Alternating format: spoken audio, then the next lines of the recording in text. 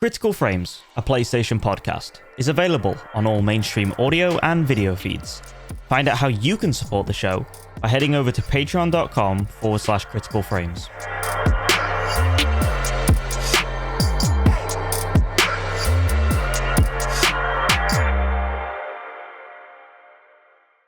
Hello, and welcome back to another episode of Critical Frames, a PlayStation podcast. It's only been a week, but it feels like it's been months. We're back with a couple interesting news articles for you guys to talk about. We're getting close to the fall season where the gaming industry is really going to start popping off and be a lot more interesting. But we're going to mix our order of things up today. We're going to talk about what we've been playing first since we cut that short a little bit last week. But first, we're going to get into the most important question of the week. Joe, how was your week? Long, bro. Like, Bryan and Wes have heard all about this, but basically, we're getting closer to the sign-off of the new website, which is the start of September, and it's basically kind of like crunch period now in many ways. And we outsourced some work to the developer to take the load off of me, someone you would assume is better at it than me, more qualified, got more certifications, because I'm not officially a web developer, I'm not officially a web designer, I have no certifications in it, I just have learned it as I go. You're just God tier. And basically... They took like £216 up front, which normally you'd take a deposit, but I mean, this is just a freelancer from a freelancer website. We use Fiverr. Yeah, they worked on it for a week, and they basically just consistently got back to me with like, oh yeah, I've done the header, like, you know, where your navigational bar is on a website. I've done that, and I kept going to like, and they kept doing all these different things like, yeah, I've done it now, and it's like, but you haven't. Like, every time they sent me a screenshot, it looked like trash and stuff. And he got to the final day and he was like, yeah, I've done all the tasks you asked of me. It's like, no, you haven't. You haven't done a single one out of the 8 we gave you. And now we are a week behind on the deadline because of you. Thanks very much. But we're basically going to cancel the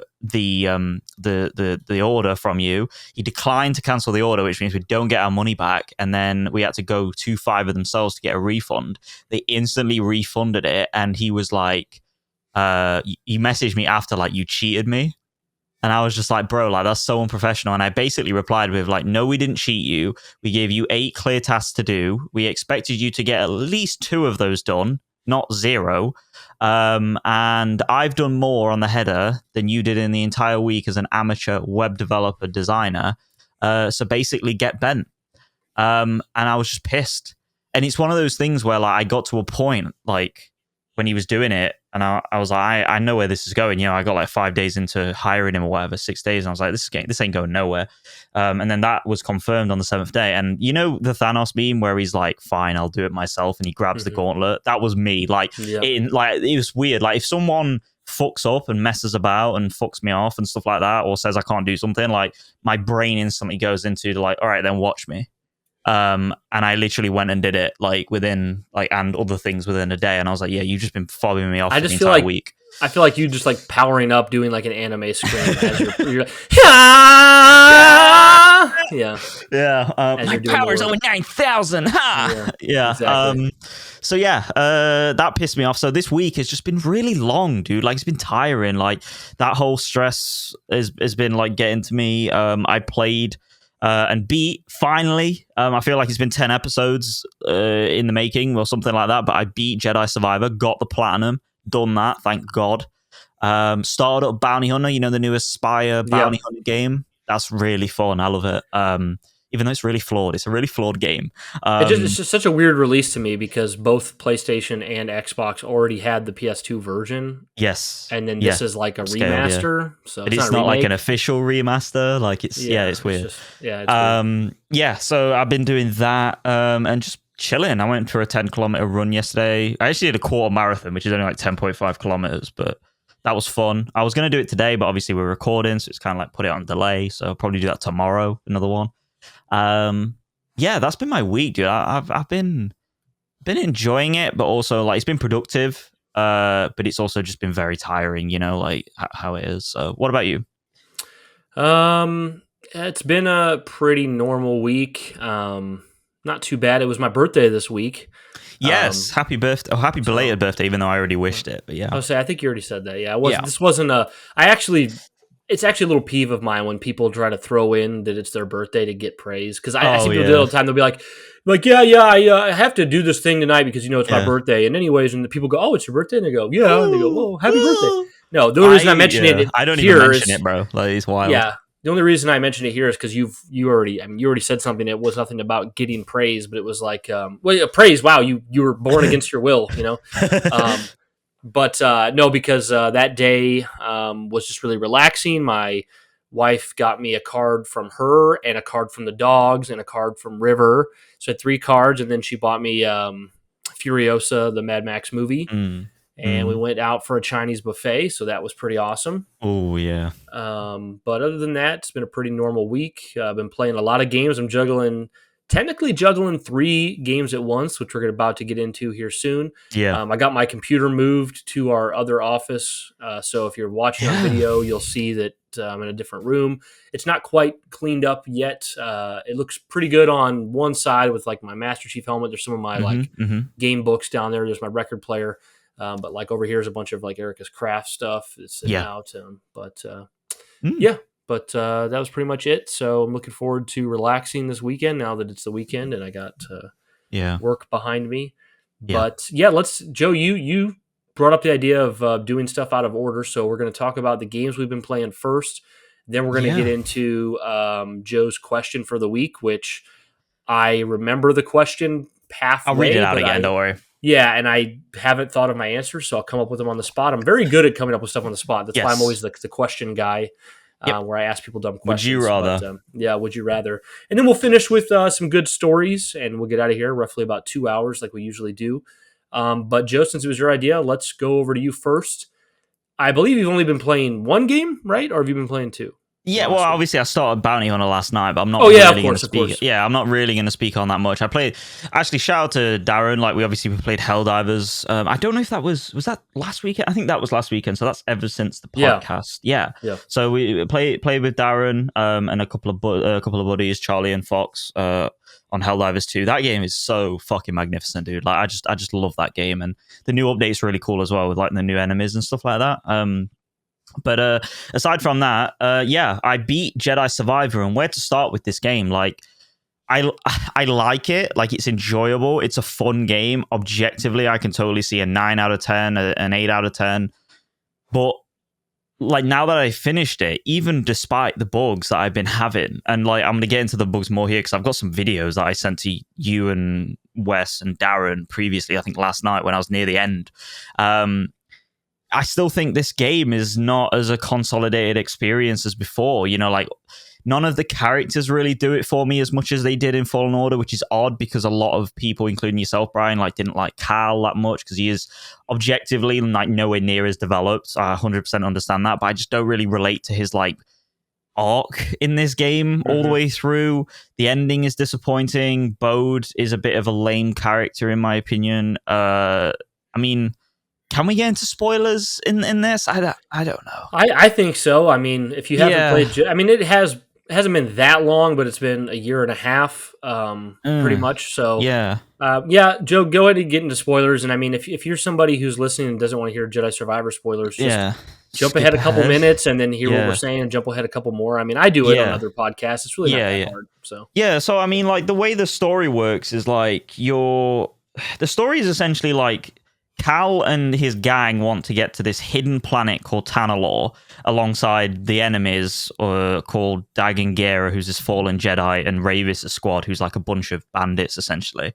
And like you defeat them. So you defeat Dagan Gera, you defeat Ravis and his goons.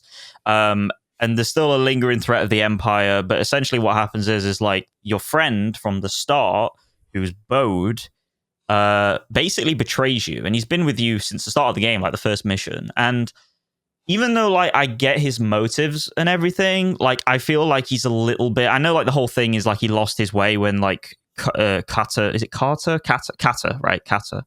Her mother died, so that's his daughter. And he lost his way when his wife died, or his missus died. And I totally understand, like he's gone off the deep end with like letting fear rule him and stuff. Hence, like the red lightsaber and everything being symbolic of his turn to potentially being more of a dark Jedi or whatever, or even not necessarily an official Sith, but a dark, like a Yeah, dark force user in many ways. And yeah, I struggled with it. I struggled with Bode because like there's a point where he's like, I'm gonna go make a bedtime story and send it to my daughter or whatever, and it's like as soon as he said that, like I could see his eyes and stuff, and I was like, you're gonna betray us. Like I instantly knew. I said it out loud when I played it. Predictable. Yeah, really predictable. And then like I think what backed it up then was Bode comes across way too harsh with kind of trying to convince Cal of his sob story. And I know that's the point because like if you go back through areas and levels you've already been through after the game, this is one of the reasons why I love platinum in games and 100% in them, because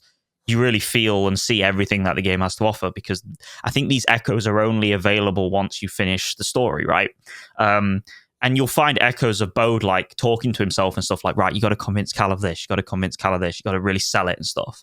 And I 100% understand that. I get the sort of hook that they're trying to give to the player to latch onto for Cal's journey, for Merrin's relationship with Cal.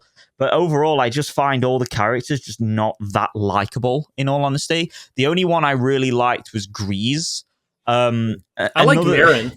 I liked Merrin. I think, honestly, I'm going to say something controversial here. I think Merrin is one of the most boring characters ever made. Well, to be fair, she's not an exceptional character, but like, if anyone says Merrin was better in Jedi Fallen Order, she was in it for like an hour. So I'm like, yeah. You know? So like, she's better. I mean, I feel like she's better.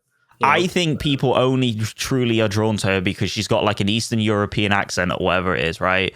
And she looks cool. And she looks sexy. That's literally it. It's like she's attractive. I think that's honestly the only reason why people like her. So yeah, I didn't really love it. Are any characters in the Fallen of the Jedi series like objectively like very good characters in the grand scheme of gaming? Like, are any of them? I think Seer in the first game is really good. I think she's really good. I think I like Seer better in the second game. I'm not saying that makes sense. I'm just saying. I can't. That perfectly lets me like trampoline off that onto the next point. I am so sick and tired, and shout out to Wesley for this because like he thinks I'm just like a buzzkill and I hate fun, right? I am so sick and tired of the nostalgia bait, like merry-go-round fairground ride we keep going on with Star Wars. Okay, like that is Star Wars. That is Star Wars.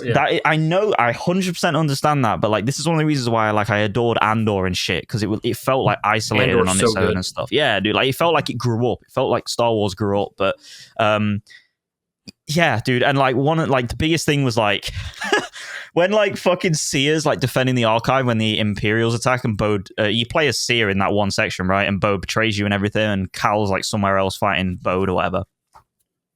The door starts to like cave in.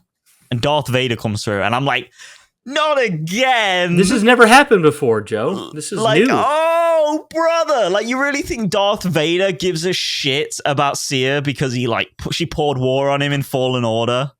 Like, really?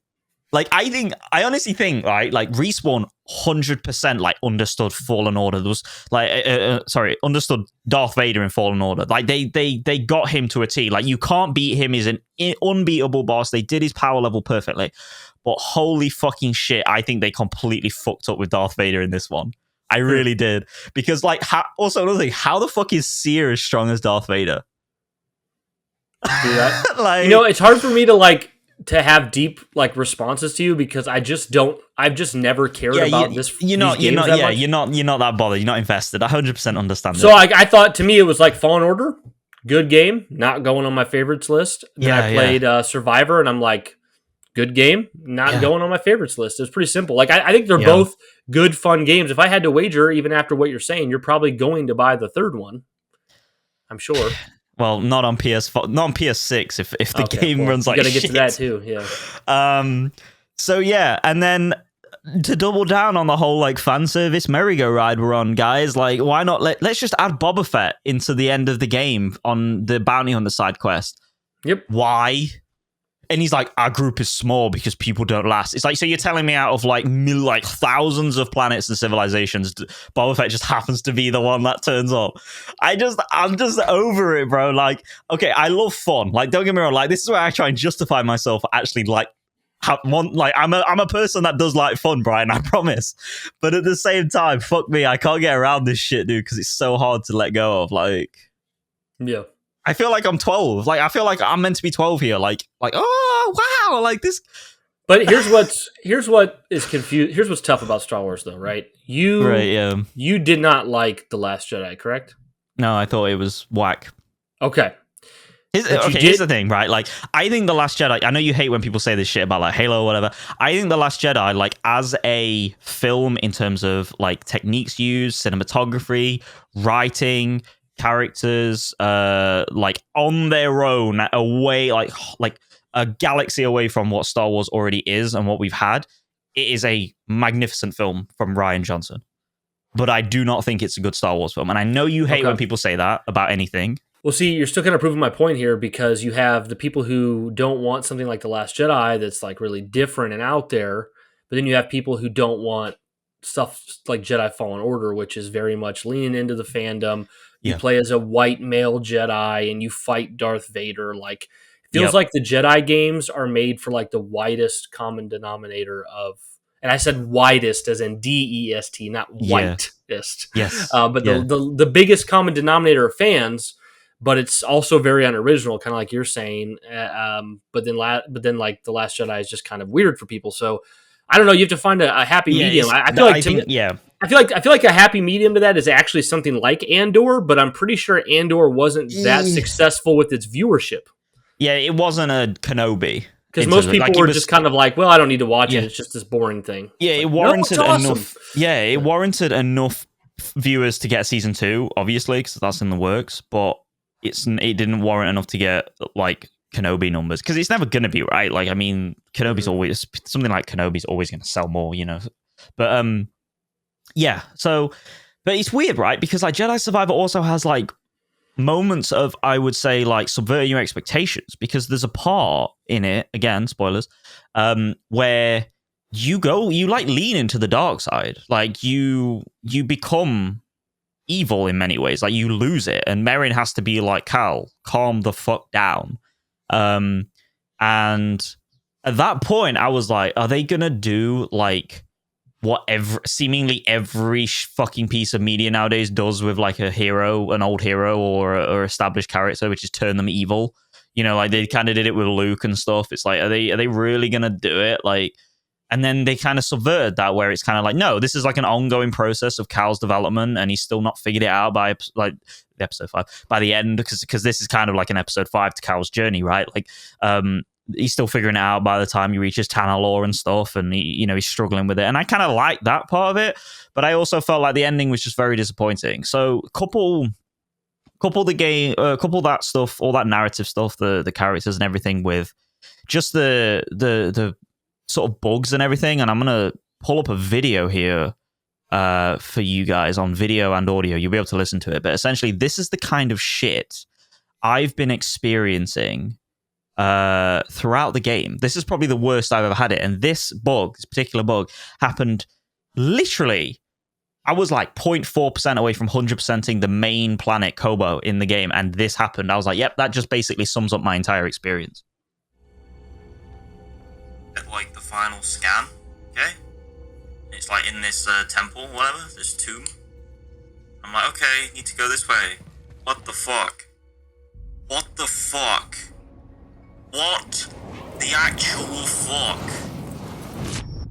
And then I'm back. And then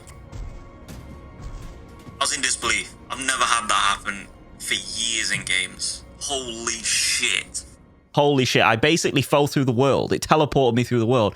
And the only positive thing about that bug, right, is I've been going back and forth between, like, does this game render the rest of the world outside of Jedi tombs and cantinas and all that shit? Because it seems like there's some loading and discrepancy between all that stuff. Clearly that's the case, because I flew through the entire world and I was literally in another realm. So, wow. Yeah. Yeah, dude, I played it on Xbox. I had, like, no issues with performance. Yes. So. Do not buy Jedi Survivor on PlayStation. Do not buy it. Well, go ahead and buy it on PS4 when it comes out later this year.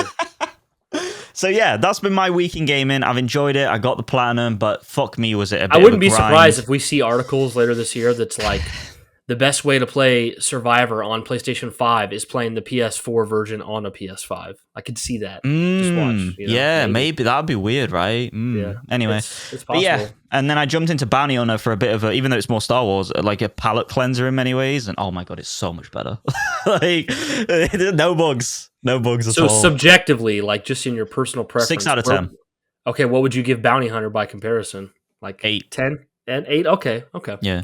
But it's like I love it. Like I adore that game. Like, it's but you will probably play the third one when it comes out, right? Like I'm sure you will. I kind of got to, right? I've played 2 of them. You're this far in, Yeah. So yeah. Yeah, I like this one. I like this one more. But yeah. I think it seems like more people. I don't know. I think Survivor's more popular than Fallen Order overall. Doesn't it seem out in the gaming industry sphere? I don't know. I mean, I'd like to pull up sales numbers, but I don't know it off the top of my head. So I don't know. But maybe I think everyone by and large thinks Jedi Survivor is a more fleshed out experience. You wanted to say polished, but then you played the PS5 version. So yes, you couldn't really say that. I curbed my words there. Yeah. So, yeah, dude, I don't know. What about you anyway? Okay, well, I'm playing 3 games. Holy and shit! I'm gonna save the one that I have the most to say about for last. So the first one that I'm hardly counting is I finished and beat Ghost of Tsushima. Amazing game, loved it. Fantastic ending. No spoilers. Did we talk about it? Did we talk about that? Very, very briefly last episode. But remember, we're going to do a sacred or a yes, sacred. Sure. Yeah, we'll Critical Frames Plus on Ghost of Tsushima. Yes. No, I loved the game. It was awesome. But I jumped right into the DLC. I played a couple hours of Iki Island, and then I was kind of like, I kind of just want to move on to something else. Yeah. Excuse me. Tired. Damn. But, am I keeping you up, Brian? No, I just got off of work, so But that happens with me with a lot of games. Like even games I love, even like Final Fantasy VII Rebirth, games I love. It's like if I've spent a good chunk of hours in it, when I beat it, I'm kind of like, I don't know if I'm in the mood to go do a whole DLC right now. So that's kind of the first game that I'm in progress on. I'm on Iki Island. Iki Island's pretty cool. It's got like this new skill tree thing where you can make your horse charge at people and take people down and stuff like that. There's some kind of hallucinogen stuff with the villain of Iki Island. Oh, cool. Very cool. Can't stop yawning, man. But so that's the first thing I'm playing. Second thing I'm playing, and this is kind of doubles as almost like a news story, is that they kind of shadow dropped a new Doom 1 and 2 port for all the major consoles, PC, all that stuff. And at first I was like, I don't really care because I already own Doom several places. Yes. But then I realized just how much work was put into this. This is just Doom 1 and Doom 2, all the mods, all the addition, or not all the mods, all the added episodes, and then the ability to download mods, but it's put into the Kex engine, which is the engine that Night Dive Studios has been using to bring back Quake and Turok and like Dark Forces, a bunch of other games like that. And basically, it's made it so that Doom 1 and 2 can run at 4K 120 frames. And then they've added in natively the remixed soundtrack by Andrew Hulshult. I don't know if I'm saying his name right. Hushult? I don't know how you say his name. But he also did like music for, I believe it was the Doom Eternal DLC after Mick Gordon was out. His music's legendary. And I've just been replaying through Doom 1 and 2, which are 2 of my favorite games of all time. Yep. Having a blast. They play better than ever. I love the remix soundtrack. This is one of the few times in my life the remix soundtrack's better than the original. I'm just going to say it. It's just better. All around better. That's how I prefer to play it. They added a new campaign called Legacy of Rust, which is an official campaign from id and Night Dive together in Machine Games that I haven't got to play yet, but I will. I've already beat all of Doom 1. In Doom 2, I haven't started the other stuff, but it's a bunch of content. It's the best way to play Doom. You can play mods on it now. It's only $10 for the whole package with everything. But if you already own the recent edition of Doom, you get it for free. It's on Game Pass there as well. So it's literally everywhere. There's tons of ways to play it. And what was I going to say? That's really something else that's really awesome about it. It's got all this like vaulted content where it's like behind the scenes work from 30 years ago, like cut enemy designs, cut level designs, documents, stuff like that. So for $10, it's a steal, and for free, I mean, what more could you ask? Like I paid more for the Bounty Hunter remaster thing than you did for Doom, and it seems like they've done more work on the Doom thing, which is really, really so fucking much cool. Work, dude. It's really cool. It's got Sigil built into it, which is the John Romero like unofficial like Doom expansion that's built right into it. So I'm having a blast with that. That's really like therapeutic to just sit down and blast through demons. Hmm. And then the third thing I'm playing is NieR Replicant. So for those of you that don't know, and I'm just going to give kind of a history briefly on the games as how they were released development wise. Hmm. I'm not going to Yeah. talk about like the story per se, but like, so for those of you that don't know, in 2010, this game called NieR released, and it was for 360 and PS3. And the game had one big difference between the Japanese version and the American version. In the Japanese version, you played as a boy trying to save his sister. You're like Hmm. 16, 17 years old. In the American version, you play as like a 40-year-old dad trying to save his daughter. So you're the same character in both games, same name, same history, except in one you're the father, one you're the brother. And that's really it. And the reason they did that was because they had done studies or statistics that said they thought that the game would sell better in the West if you Yep. played as a grizzled old man, or not old, but a grizzled man rather than a boy.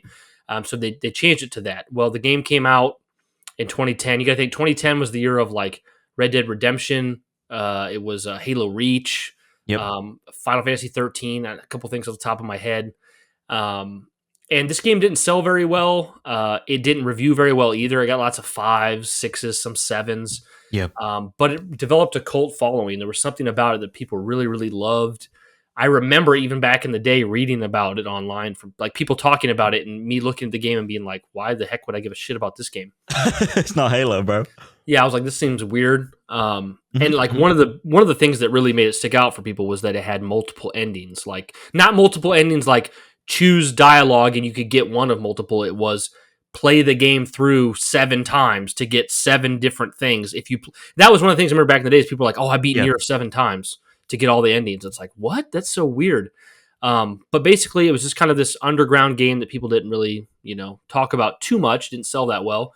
Yep. And then, as you know, the director of that game, a lot of you know, anyways, Yoko Taro, the director of that game, he got with Platinum Games, who are known for like Bayonetta, and they got together and made a sequel called NieR Automata, and that came out in Mhm. 2017 and kind of shocked the world with like really great review scores, decent sales in the beginning that eventually grew and grew and Yep. grew from word of mouth, and now it's sold like 8 million copies, and it became this game that people love. So after NieR Automata, Yoko Taro and Square Enix wanted to bring NieR back from 2010 up to the current systems Yep. with current technology, and they also wanted to right what at least what Yoko Taro felt as a wrong was he wanted to right the wrong of having the older version of NieR, the character. He wanted all versions to be the boy. The boy is how Yeah. he wrote the game. That's what he wanted, and it didn't sell well to Western audiences, anyways. Yeah. So what's the So point? Yeah. yeah, so they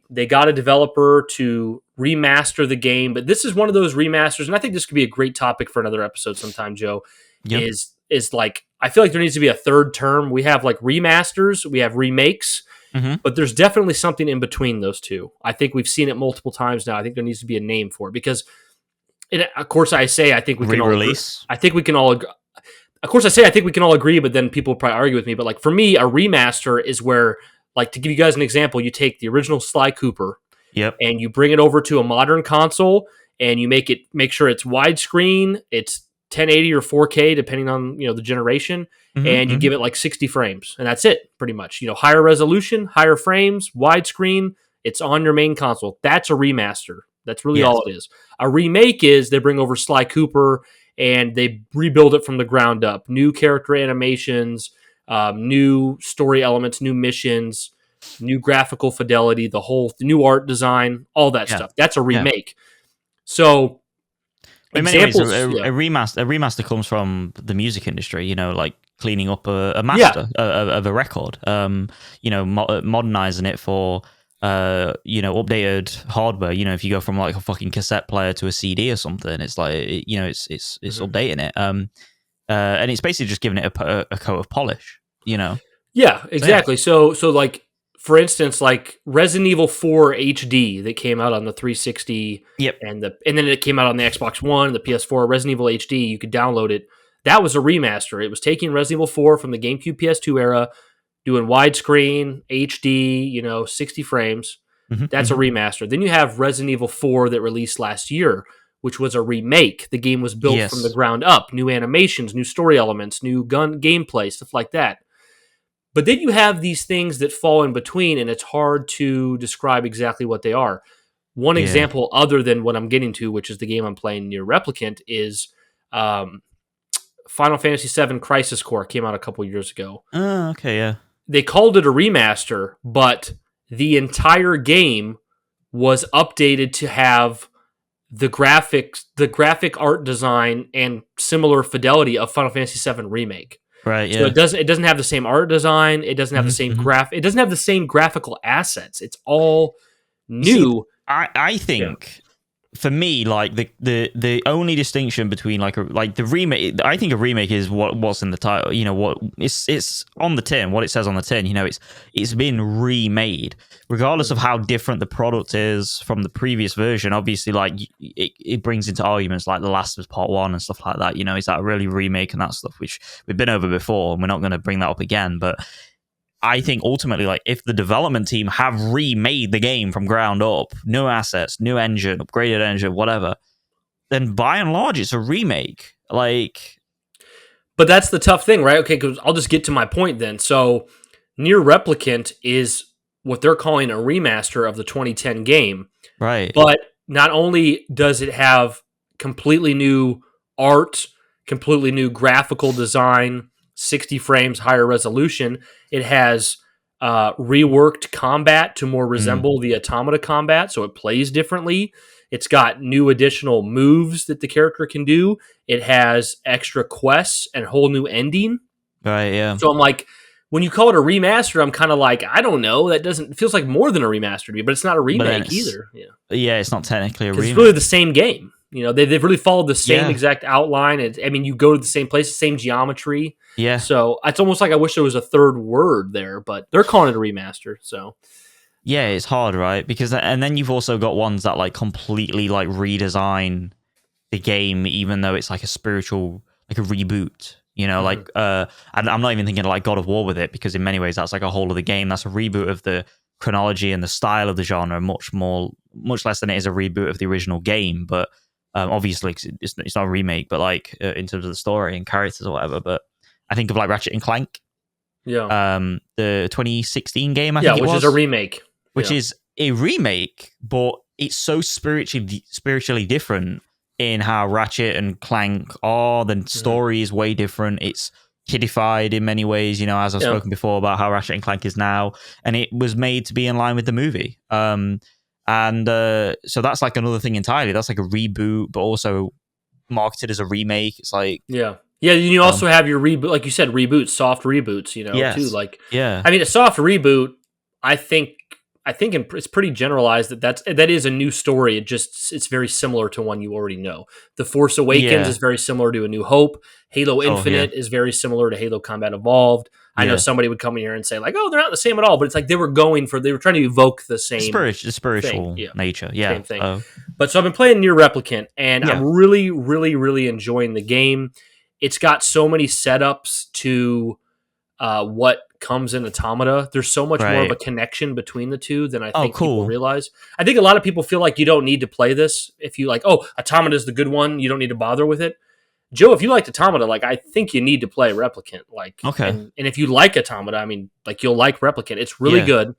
Having a great time with it. Joe, I'm going to get into the thing I said I wasn't going to get into.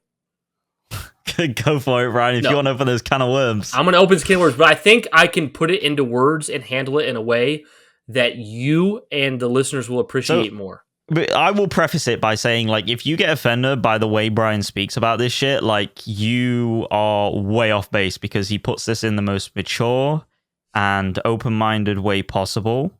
But yeah, go for it, Bryan. I appreciate that, Joe. I appreciate that. So, and I have one more detail to add to why I feel this way that I think it'll help you resonate with me more. Okay. So, I'm playing this game, and I'm like 15, 20 hours in. One of the main characters in the game, her name is Kaine. She's voiced by Laura Bailey. And and she, and I'm just saying this because it's obvious. If you've seen the game or played the game, she exclusively wears lingerie in the game. So when you see her at all times, you see all of her legs, her underwear, Some of her butt hanging out. Her chest is very showy. She's very sexualized, right? Yep. And that's not my issue at all. So I'm playing the game, enjoying the character, and I find out through reading about stuff online that she's an intersex character. For those of you who don't know, intersex means you're born with both male and female organs. It's something that happens in real life, not often, but it does happen. Yeah, very low percentage, yeah. At first, I'm like, okay, well, I didn't realize that because the character not only looks strictly female, yes, they act as such, and they're constantly wearing barely any clothes, so there's nothing to make me think otherwise. Mm-hmm. And that was a little bit of a shock to me that it's like, okay, well, I just didn't realize that character was that. Yeah. And this is the thing I really should have mentioned to Joe when I talked to him about it online, that I think really is giving me the hardest time dealing with this, right? Because I want to clarify to you guys, and that's why Joe kind of prefaced, it's like, I could see someone, if I had an audience of thousands right now, people would be like, oh, Bryan, you're an asshole. No. Like, not only are intersex people real in real life, and this is a representation for them. Yeah. That's not really my issue. It's two things. One, it's very vaguely alluded to in the game, but never said. So, which some could argue is a great way to represent someone rather than making their whole character like, this is their defining trait, that they're gay or whatever. Yeah, which is kind of what I am more on the side on. If you keep it subtle, I like that. So it's good that the way that they portray that in that sense. But for me playing the game and not knowing it, and it's the main character that you play as is love interest. Sure. It was a little shocking to me at first. And I'm like, but since it's not alluded, it's alluded to in the game, but it's not said. It's almost like, well, why did that need to be a thing? Mm-hmm. And then that gets me going, well, okay, but what if somebody said, why did Ellie need to be gay? Then it's like, well, because she's gay, right? Like, don't gay people exist, right? So I'm like, yeah. So I don't have so much of an issue with that. But then here's the big kicker. And here's the thing I never told Joe, which will probably help him understand a lot more. So I was looking into this more online, and they released this book. This book came out the same year as the original NieR. So this is not a new thing they did to get with the times. This book is from 2010, and there's a bunch of short stories about NieR. And in one of the short stories in the book is called Witch's Sabbath, and it takes place before NieR, and it follows Kaine, this girl who's bisexual, or not bisexual. Why did the word just escape me? Intersexual. And I need to say this for it to make sense, just so you know. For those of you who don't know, and it's not really a spoiler, it's revealed right away. She is partially possessed by like an evil spirit. Okay. This character, right? Well, in this short story, and I'm just telling you what the short story says, that came out the same year as the book. Okay. She kills a bunch of people, or a bunch of monsters. Yeah. And her possession takes over, and in front of a priest, she pulls out her giant, throbbing, veiny penis. It says this. No way. It says this. Holy shit. It says it's this giant, it says it's like a throbbing phallus, veiny, and she pulls it out. No way. And she starts jerking off and moaning. And then it says that the priest was shocked to find out that she had a male genitalia. And I am very OCD. I've talked to Joe about this already. Yep. But it's hard. I'm having a hard time just enjoying the game without thinking about this. And I hate it because I'm loving the game. I love NieR Automata, and I'm loving this. And I'm like, I want to stop thinking about this. And I know it's like dumb, but I'm just like, it's kind of hard. So yeah, I understand, because it's one of those things where it kind of seems out of pocket to do. It doesn't seem to be fitting with the rest. From what you're telling me, it's okay, I would have never imagined NieR Automata's prequel to have backstory on a girl that pulled her dick out and decided to start jacking off. That's wild, bro.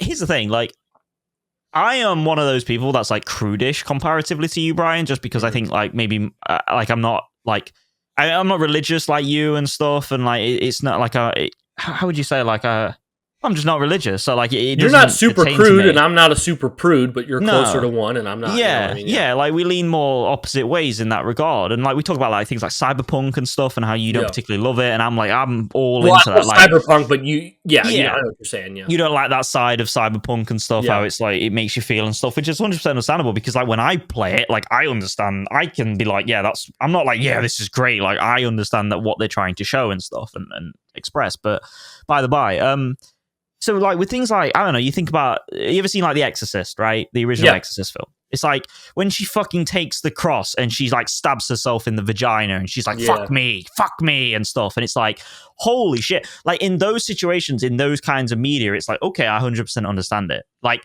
this is like already set up. The tone is fucked up. Like she's gone down the stairs backwards. She's like fucking talking to the priest. Her head's turning around, all this stuff. Like I know the possession is still there in NieR, so it's kind of one-on-one.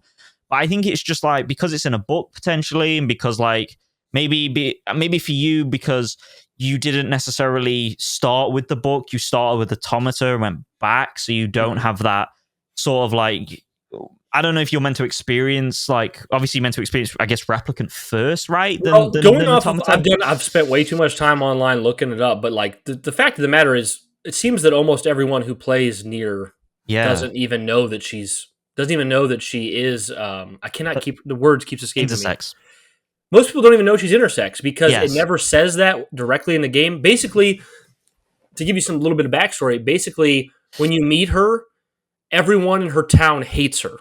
Yeah. And you think it's because she's half possessed. But later in the game, there's like a scene, like a dream sequence with her where you find out that before she was ever possessed, back when she was in school, all the kids made fun of her for being different and for having a different body. And one of the things the kids say to her is, "Let me see it. You're not even a girl." Bro, that's wild. That's in the game. That's wild. The game never says that she's intersex. The game never says she has a penis. Nothing. But it does. It's obviously alluding to that. So it was intentional. But then you read this outside material, and it's like, especially if you can. I mean, I don't mind spoilers, so I've looked up and read a lot about the game. Yeah, it never really factors into the game. So I'm like, if I hadn't have like searched it online, sure, I could have just played the game and just thought she was a female love interest, and I would have had a great time. But now I'm like picturing, she's following me around a game, and I'm picturing her giant throbbing penis that she's jerking on. It's an image you can't get out of your head, right? I can't get out of my head. It's kind of ruining the game for me. And like, I would hope that anyone listening would be like, oh, I can kind of at least relate to where you're coming from, Bryan, not just like, oh, you're a hypocrite or a bigot. I'm like, no, I just like, for instance, like if I had met the character, like let's say this was Dragon Age, and they're like, oh, this is Samuel. He's transgender. I would have been like, okay. And I would have kept playing.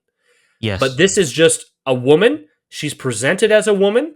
And then you find out through outside material she's intersex. Yep. And then you read a short story where she jacks off her massive dong. So here's the thing. I think another reason why it's just weird is because it makes you question what the purpose is if it's so subtle, right? Because like, if... Did you say it was Platinum that made this, or was it someone else? No, the original NieR is made by a development studio called Cavia, which doesn't exist anymore. Right, yeah. So caviar, fish eggs.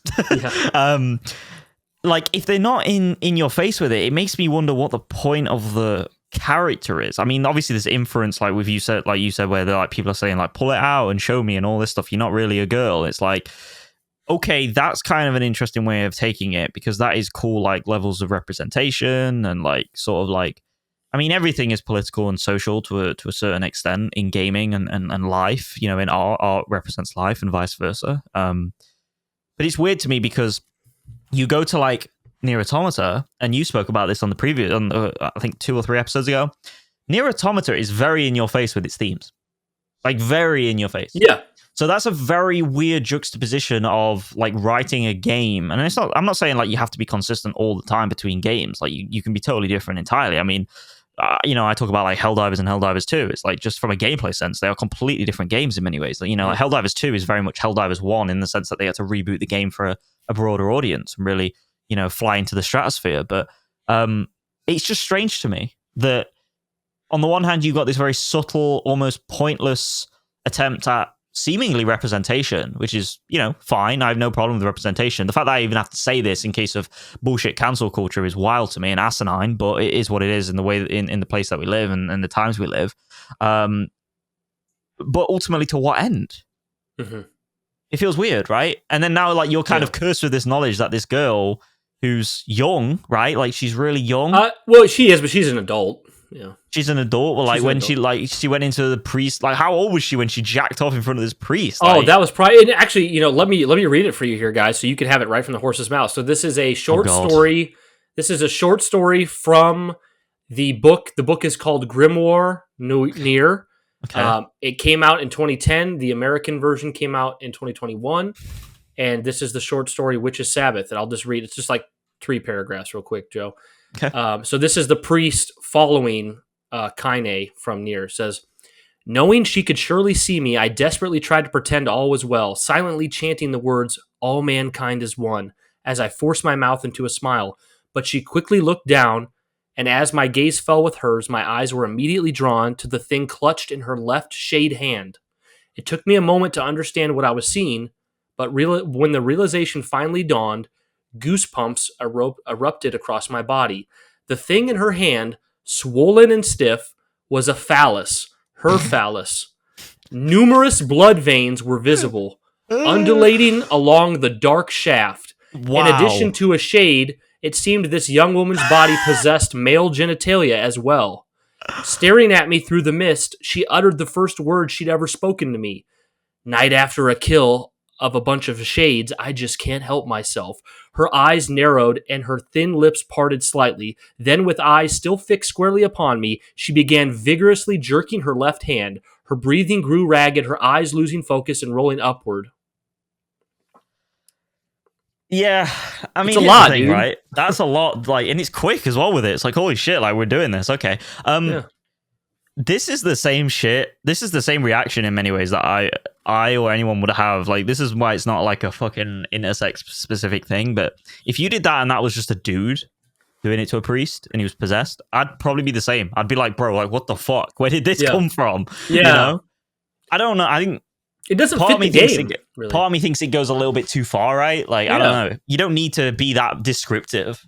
And I guess you could just play the game and just you're cursed with knowledge now, bro. Like, I know. I wish I didn't know. Like, and it's like, okay, like, tell me though. Like now, like if you went and played the game, would it just not affect you because you know already?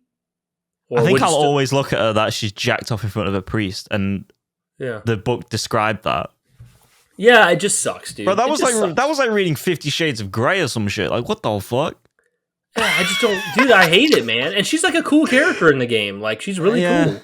I mean, and like, just people. A couple people. Well, okay, so no one's actually said this directly to me, but I've seen people online upset about it, and some of the responses to them is, "Oh, you just hate that it can't fulfill your male fantasy because she was hot in lingerie, and now you can't jerk off to her because you know she has a dick." It's Bro, like, I'm not gonna lie, right? I said it would be the same if that was a dude. If it was a girl, it'd be the same with me. I'd be like, bro, this is weird. Yeah, like, you know, and I know she's like, and then other people online were like, well, she's possessed, so you know, you can't blame her at all. But I'm like, still, you're having this character that people know and love pull out a giant, veiny, throbbing cock and jerk it off in front of a priest. I think it's the description, baby. I think the description is it. Because I brought up Exorcist earlier. It's like, even that, like, you don't see it. Like, you just see her doing it, like, from over a shoulder kind of angle, you know? Like, it's kind of... And you'd think that, like, if you want to represent someone intersex, like, you don't have to describe that, right? Like, when I found out she was intersex before I read this, I was like, okay, that can mean a lot of things. She could be... Because, like, for those of you that don't know, like, she could be born... She's a woman, but she has, like, testes inside of her. Or maybe like a guy, but he has ovaries inside of him. Like, that's But so, like, I didn't need to know. I just know, okay, yeah, she's born with both parts, whatever. I can just leave it at representation, whatever. But it's like, no, what she has is a giant throbbing veiny cock, and she strokes it off in front of a priest. What do I do with this cursed knowledge? Where do I put it? Because you can't vault that shit, bro. It can't go back in the box. No, can't go back in the box. I hate it, bro. Honestly, it's like, It's just wild, bro. Like, it's honest. I can't even. Oh, Like, now what, I'm what if cursed. what if Kojima got the rights back to Metal Gear and he made a new game, and in it he reveals that Snake has always had a vagina? Like, you're not a All hater right. if you suddenly don't like Okay. it. It's just Okay. like, I've never pictured that, you know? Here's the thing, right? I'm gonna bring this up. Like, I'm gonna bring this up because this is kind of relevant to like not being able to fucking like how these sexual things can like fuck with your brain in terms of your media, whether it's films or games. There is a part in Metal Gear Solid Peace Walker, right, where this undercover agent who's Paz, who is like kind of working against you, also for you. She's like a triple agent or some shit, right, for like Cypher, the enemies. There's a part where you can go on a date with her as it's not canon. You can go on a date with her as Big Boss, get in a box and get frisky with it. She's like fucking like, I don't even know how old she is at this point, but she's like barely like 20, maybe a bit over. And it's like, bro, what is going on with this shit? Granted, like you can go on the date with like Kaz and shit, who's like 30s or 40s or whatever. But Boss at this point, Big Boss is like 40 years old. And it's like, dude, like this is kind of weird. And I remember when I saw that, it was like, this is just not right. Like no matter like how you spin this is just weird erotica from a dirty man. Yeah. See, this goes to a bigger conversation about media in general. Sometimes I just don't know why so many people are okay with it. Like, for instance, I've talked about Neon Genesis Evangelion a lot in this show, and in this episode, in the show. I don't know if I mentioned it, but Neon Genesis Evangelion is frequently sexualizing 14-year-olds. Yeah, there's girls and stuff that you see like a chair covering them or something, right? Yeah, like they'll be completely naked, but like they're in front of a chair so you can't see it, or they'll be like a boy like. In one part, the main character masturbates over a 14-year-old girl. Yeah. Of course, he's 14 as well. But like, it's like, why are we entertaining this kind of stuff? I mean, like even like Game of Thrones, it's like, people are like, oh well, a lot of that weird sick stuff would have made sense for like the medieval times. But I'm like, yeah, but it was George R.R. Martin that decided to describe in fine detail how a boy raped his sister. And then you know what I mean, Jesus Christ, how they went to brothels and they did this or that. It's like, I don't know, like you can talk about that stuff without being so descriptive, and it's like cursed knowledge, it's like I don't cut to black, like or it's like Ellie, like we all love Ellie in The Last of Us. Yeah, she's gay, but like, what if in the third game there's a scene where she gets naked and they do a bunch of stuff? It's like it almost feels like you're. Well, The Last of Us Part 2 had that, right? Like with Abby and Owen, where they just like started fucking. Yeah. It was just kind of like... It was unneeded. Like, do we need that? Like, yeah, it was a little kiss odd. And cut to black? Like, I don't need to see like muscular like titties. Like, I don't... Yeah, I guess that worked a little better than if it was Ellie. But, but still, it's like, I just don't know. And I know there's people, maybe not who listen to our podcast, but there's people out there who would definitely say, you're just being prudy or whatever. It's like, oh, yeah. I'm not a prude necessarily because, like, I don't know. Like, I like romance. I like, a little bit of, like, sexiness or sex appeal in media. But, like, I remember in Game of Thrones, there was an episode where you're watching, everyone who watched Game of Thrones will remember it, is notorious. Right. You're watching the show and you're like 23 minutes in and it cuts to a new scene and the new scene is just a up close shot of a dick and balls. Like a real... No way. Yeah, like there's no... It's not like, the guy's pulling his pants off. It's like, you're in a castle, boom, frame switches, you're outside and you have a up close, you can see the pores on his nutsack. Oh my God. I can't believe they fucking sanction that. Normally they like don't show dick. That's wild, bro. All that stuff's there. Oh no, dude, there's several penises in that show. That is yeah, no, I don't know. It's weird, right? Because like again, like I talk about Cyberpunk. Like Cyberpunk's probably one of the most divisive games for this, but it's like I love the way that game does sex and like that gratuitous shit because it's like, bro, like this is like, and the thing is, it's not glorifying it. Like if you think the game that universe is glorifying it, you're doing it wrong. Like you're looking at it away from like you can disagree with it, like being there in general. Like you don't want it, so like I 100% understand that, Bryan. But at the same time, like if you are someone who plays that game and goes, yeah, that's sick, I love that. Like you are looking at that objectively wrong. Yeah. Like Mike Pondsmith says, it is a warning, not an aspiration. Yeah, and to be fair, like I do enjoy when absolutely depraved shit is alluded to. Like when I'm playing Cyberpunk and I see that there's like a prostitution club with different like crazy cyber enhanced people doing crazy sexual Sure, stuff. sure. I'm cool with that being in the game for painting this world that the game's trying to bring me into. Yep. I just don't necessarily want to be able to go in there and see, two dudes have sex with a pig. Like I don't want to see that. You know what I mean? Like just you can allude to this crazy stuff going on. You can give me, show me some, but like I don't know. It's stuff like that that's just like it's just too much. But I mean, we should wrap this up because we got to get talking about other things. But it's one of those things where like I am like an advocate for showing rather than telling in narrative in general, even when it comes to sexual stuff and like barbaric shit similarly, or violence. Like spoilers here for like The Last of Us Part 2. If no one has played it, I mean, I don't know where you've been and I don't know how you've not been spoiled yet, but like skip ahead like fucking 2 minutes or a minute or something. We're spoiling a lot in this episode, but please do skip ahead. When Joel gets his head beaten by Abby, there's no world where telling that situation, that event, would have been able to reap the same emotion, pull the same emotion from the player as showing. I'm glad you said that, Joe, because I read the leaks first. And even though I didn't go online and get toxic about it, when I read the leaks, my initial reaction was, they freaking ruined Last of Us. This game is dog shit. Well, here's the thing. But then I played it, and it worked a lot better for me playing it.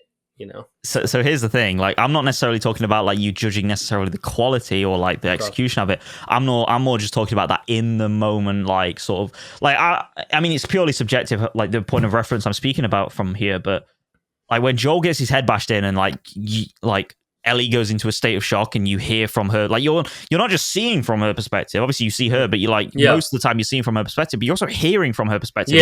She gets like ringing in her ears and stuff, and she gets put like I think she gets hit with the gun or something by one of Abby's like cohorts, and it's like, and she's like screaming and she's kicking and all this stuff, and like you feel everything.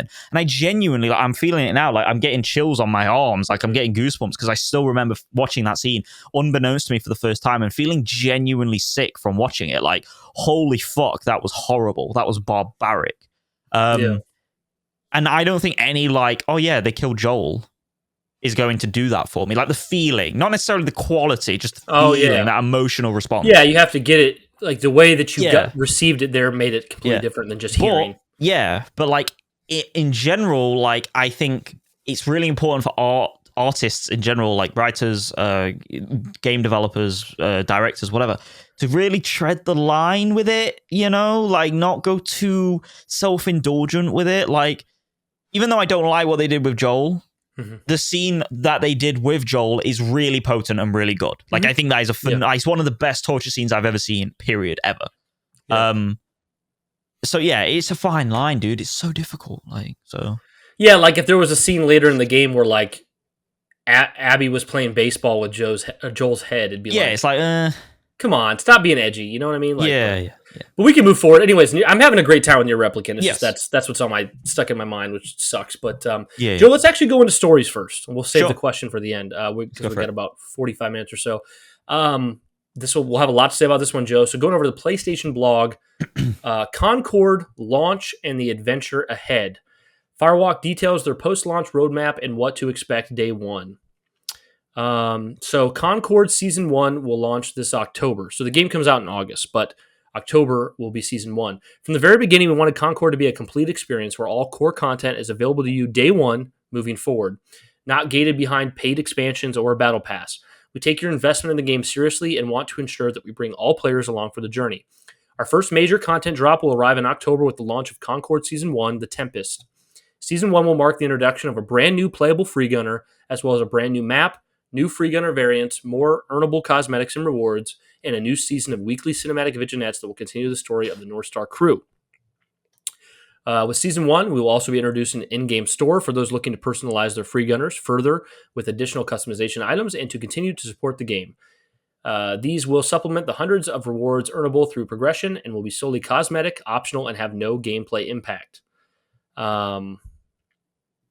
So they go on to talk about a lot of other things, but the general idea here is that they are going to sell you this game for $40. It's not going to have battle passes. It's not going to nickel and dime you. It gives you all the maps. It gives you all the heroes. And then starting October 1st, you're going to have Season 1 with more content. and then they're going to be. They even go on to talk about how they're going what season 2 will be later. I think it'll be early next year. January. Yeah. And so here's the thing, Joe, and of course I know we're both on the same page already, but here's the thing about Concord. Concord is well built by professional individuals, who have veteran experience. Yep. It looks good. It plays good. Yep.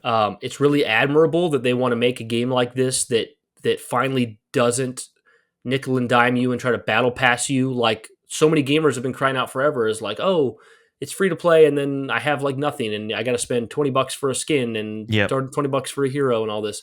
It's admirable what they're doing. It's admirable what they've created. We want success for the team. We've talked about this before. Yeah. I have a friend that works at Firewalk, but you have to read the situation.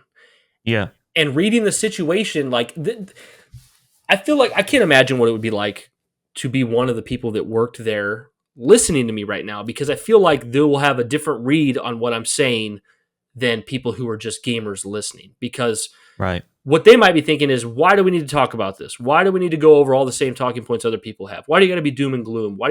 And that's not, I mean, maybe they're right about some of that, but for me, it's like, I'm not trying to be doom and gloom. I'm just trying to paint the picture here. What we know is that Concord had the closed beta, the open beta, very, very, very, very low player counts on Steam. Of course, that's not PlayStation.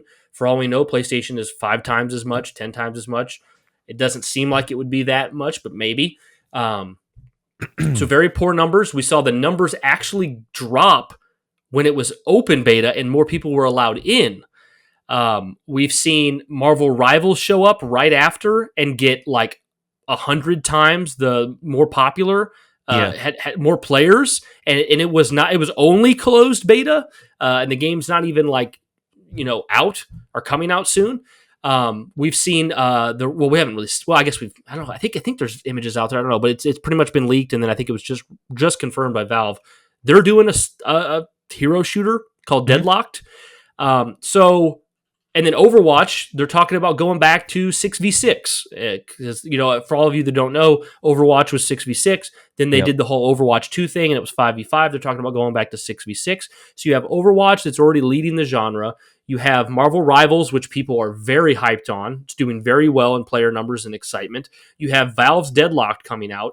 And then you have Concord, which has not had much of a player base at all, much interest at all. It's not wish listed by many people. The pre-order numbers don't seem to be very high based on the fact that they removed that you needed to have a pre-order to be able to play the game in the closed beta.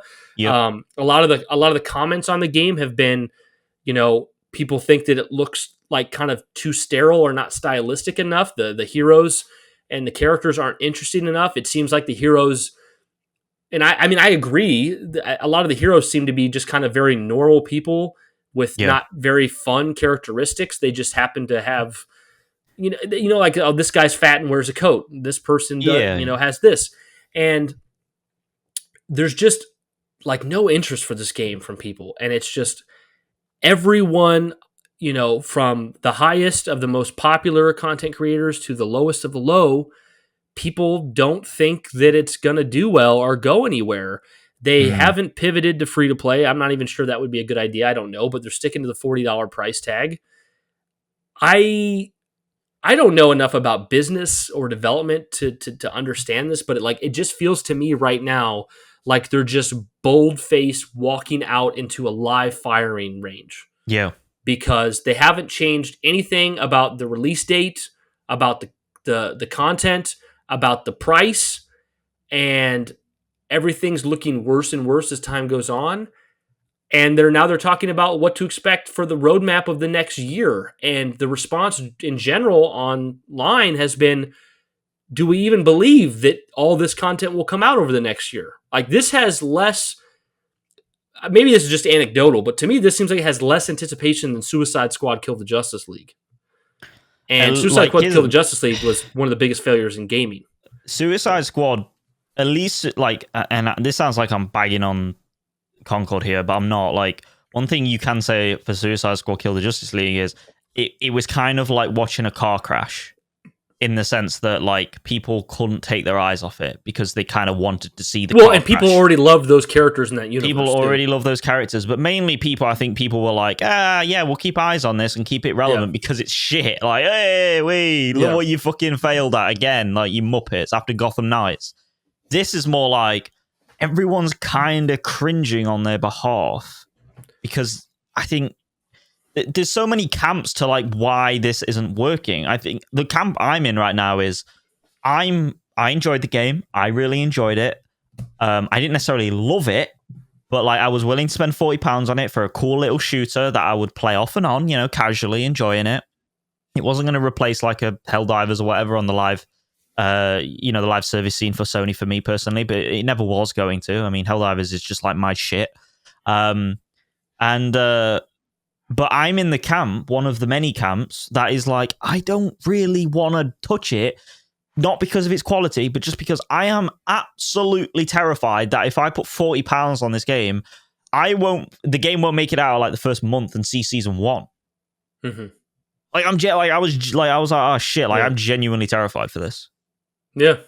So like, and that's just like, I've never been like that for a live service game or an online game, because most of these games when they come out are like pretty fucking popular. It's like, that's shit. Like, wow. That's what's interesting, right? Is like you can even look at some of the biggest like live service failures.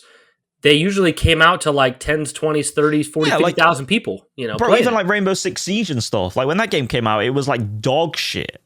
And then now look at it. It's like, it's I think the biggest Ubisoft IP, or not IP, but game they've ever released. Yeah. Like it's sold the most. And it's like, but even that, when it had like, it was so bare bones, dude. I remember playing it at launch. It was so bare bones and so not good. And even that was like that. This is still got tens of thousands of players, active. So it just seems like people aren't interested in even playing it. That's the problem, dude. And it's one of those things where we have to cover it because we're a PlayStation podcast and like it's the next big like PlayStation game coming up. But it's kind of one of those things where like we've already said everything we have on it, and I'm just sitting here praying to Lord Sony that they somehow pull this out the bag for the people that work there. That's all I care about. I don't even care about like the people that like potentially are playing this or whatever. Like, I don't care about you. I just want the developers to not go out of business and not be closed down because their first ever game after the the acquisition didn't do well. I care about them the most right now. Yeah. Like, that's all I care about. So, and the thing is like, I mean, I can only imagine being on the team and hearing a lot of this and knowing a lot of this stuff across the industry, how bad you would feel. But like, I do think you should be proud if you worked on this game. Like this is a very well playing, high fidelity game. Like it's just not appealing to the market at all. Yeah. So it's like Joe, you said earlier, like there's so many different issues, it is. It's like a cross reference of like issue upon issue upon issue upon issue. It's like hero shooter. People are kind of tired of that. There's a problem. $40 price to get in, that's a problem. Characters that people don't really resonate with, that's a problem. Competitors coming out around it that look like they could potentially be a lot better, that's a problem. Yeah, I mean, and it's just like, it just keeps going. I've just gone on the Concord Reddit, like the official Reddit, and people are posting like, do you know who Nadeshot is? I've heard, big streamer. Big streamer. I think, was it 100 Thieves he founded or something? Like a streaming team, an esports team. Used to like play competitive Call of Duty. He was really good at it. He like released a video basically speaking about like how if you're just like a live service game and you're just run of the mill, people don't care. People are not interested. You need to be more than that.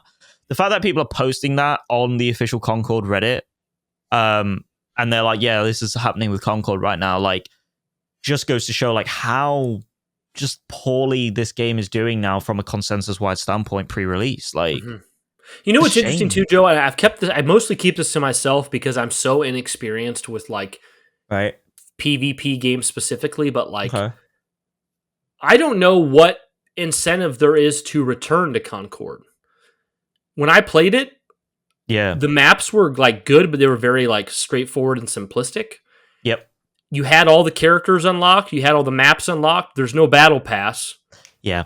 What is like? And What's I the feel retention? Yeah. well, what's the incentive to return? Like I guess with Helldivers, it's like okay, like help me explain to me, Joe. Like, what's your incentive to return? Let's say you've played 100 matches of Helldivers. What makes you come back for 101 versus Concord? So one of the main things about Helldivers, I mean, there's so many things to do because it's such a brilliant game, but Helldivers makes me come back for one of the reasons is like it's just like it's kind of like Left 4 Dead, right? You know those kind of like co-op, like asymmetric, asymmetric games. Is it? Yeah, asymmetric. Sounds right.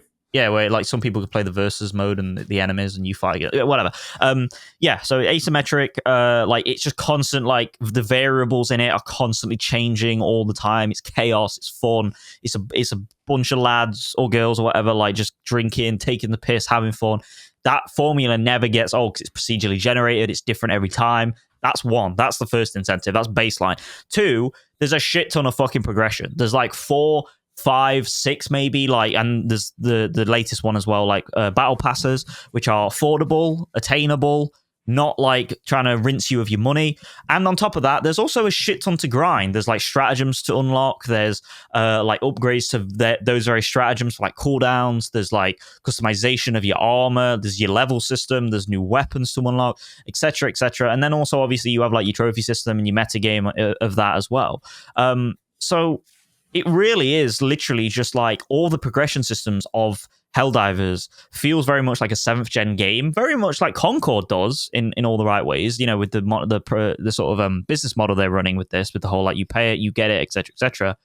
But I think Helldivers just does it magnificently better in that I got to say this, the game's fundamentals are just wholly more unique and more appealing to an industry that is completely saturated by shooters.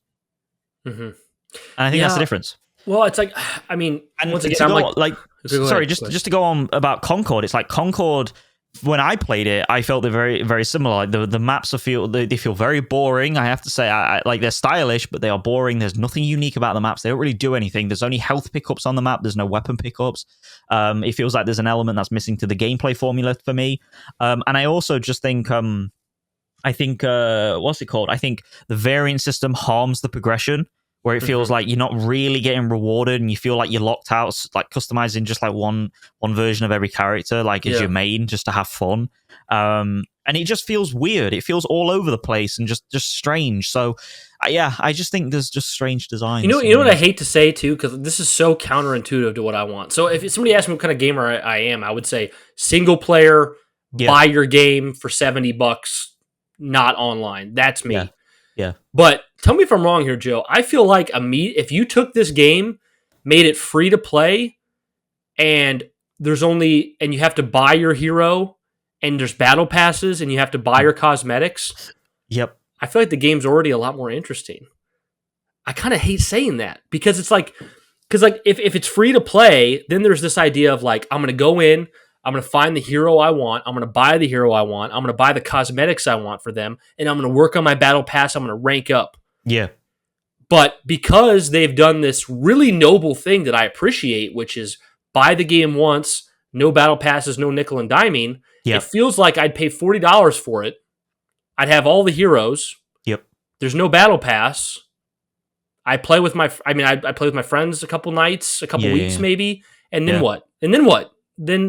Then what do I do? Like what is there to come back for, you know? Yeah, I think ultimately this game is very much like a 7th gen game in the respect of like season passes or maybe early 8th gen. I don't know. Like it gets muddy, but I wonder, like maybe like a Brink. Yeah. I don't know. Yeah, it feels like it's in that era, and like you said, it's very appreciated that they made the game like that.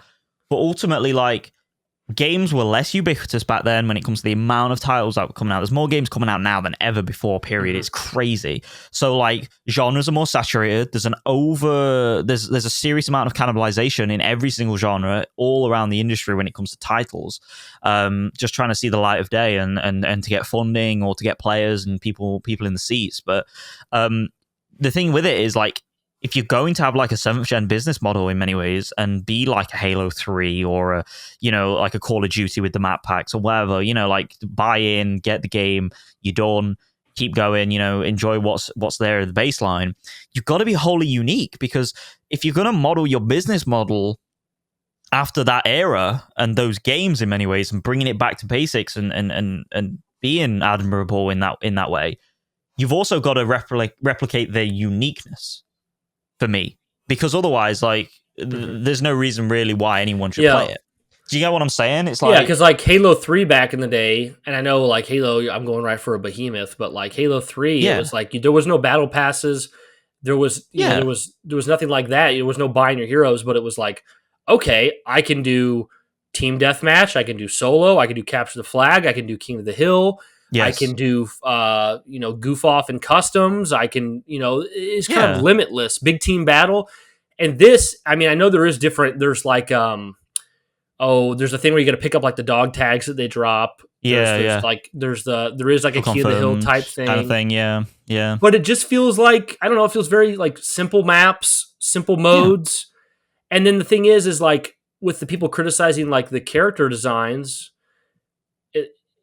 one of the biggest selling points of Concord is supposed to be like the weekly like CGI vignettes of like the story, but like no one loves the characters yet. So like look at Overwatch, like people are foaming at the mouth, like please give me a campaign of those characters. I love Overwatch, but like this, it's like they're kind of, it's not a campaign either. It's just vignettes, but like this, they're kind of trying to appeal to that a little bit, but it's like no one loves the characters yet. So it's just it just feels like this immeasurable amount of talent and money has made all the wrong decisions.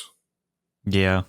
So it's unfortunate. That's all I have to say. Really unfortunate, Okay, Joe, moving on to a couple Xbox topics that apply directly to PlayStation. This is a really good feel-good news here. Oh, I got this huge pop-up from an ad for Blizzard. So where the heck did that come from? Oh, there we go. Okay. So earlier in the year, Microsoft got a lot of shit because they have so much trouble appealing to Japanese gamers, and they have one Japanese studio, Tango Gameworks, who happened to make the only game that won an award. And then they took that and they said, we're going to close them down. It's done. Tango Gameworks is done. Hi-Fi Rush is done. All that stuff's done. And then, surprisingly, and one of the most feel-good stories of the year, months later, this comes from IGN, Hi-Fi Rush, IP, and Tango Gameworks acquired by Krafton, the makers of PUBG, from Xbox. The studio will no longer be shut down. Krafton shared the news in a press release alongside confirming that as part of the strategic agreement, Krafton intends to collaborate with Xbox and ZeniMax to ensure a smooth transition and maintain continuity at Tango Gameworks, allowing the talented team to continue developing the Hi-Fi Rush IP and explore future projects. So the PUBG makers will now own Tango Gameworks and the Hi-Fi Rush IP. Microsoft is keeping Tango Gameworks' other IPs, such as The Evil Within and Ghostwire Tokyo. And Hi-Fi Rush will also stay on Game Pass. But to me, I just have such mixed feelings about this, because also, I should mention too, in the other article, it says that because this happened months later, so a lot of people are going like, is the whole team going to be able to come back? Because like, didn't they go look for other jobs? It's been months. Well, it's just confirmed today that about 50 of 100 of the staff is going to be coming over. So they lost about half. So this ship of Theseus in many ways, right? Like, like how much is it what it was? So for me, it's like, on one hand, I'm like, oh, this is such awesome, great news. Like Hi-Fi Rush is going to be okay. Tango Gameworks is going to be okay. People get their jobs. But I'm like, I don't think this looks good for Microsoft, because I'm like, Microsoft, you had one Japanese studio. They put out the only game last year you had that won awards that people loved. And then you axe them, and then someone else is like, yeah, well, we'd like them. And then Microsoft openly, like, obviously money is exchanged, but Microsoft openly gives them the Hi-Fi Rush IP. It seems as if they're like, who gives a fuck about Hi-Fi Rush when it's the game that won you awards, but they wanted to make sure they kept Ghostwire Tokyo and The Evil Within. So it has this very like dude bro feeling of like, oh, your little Japanese kind of like artsy thing. Yeah, Ghostwire Tokyo was like the last game on the PS5 before the Bethesda move over. Yeah, it feels like the artsy thing that won them awards is the thing they don't respect at all. So, and now the team's half gone because it took months.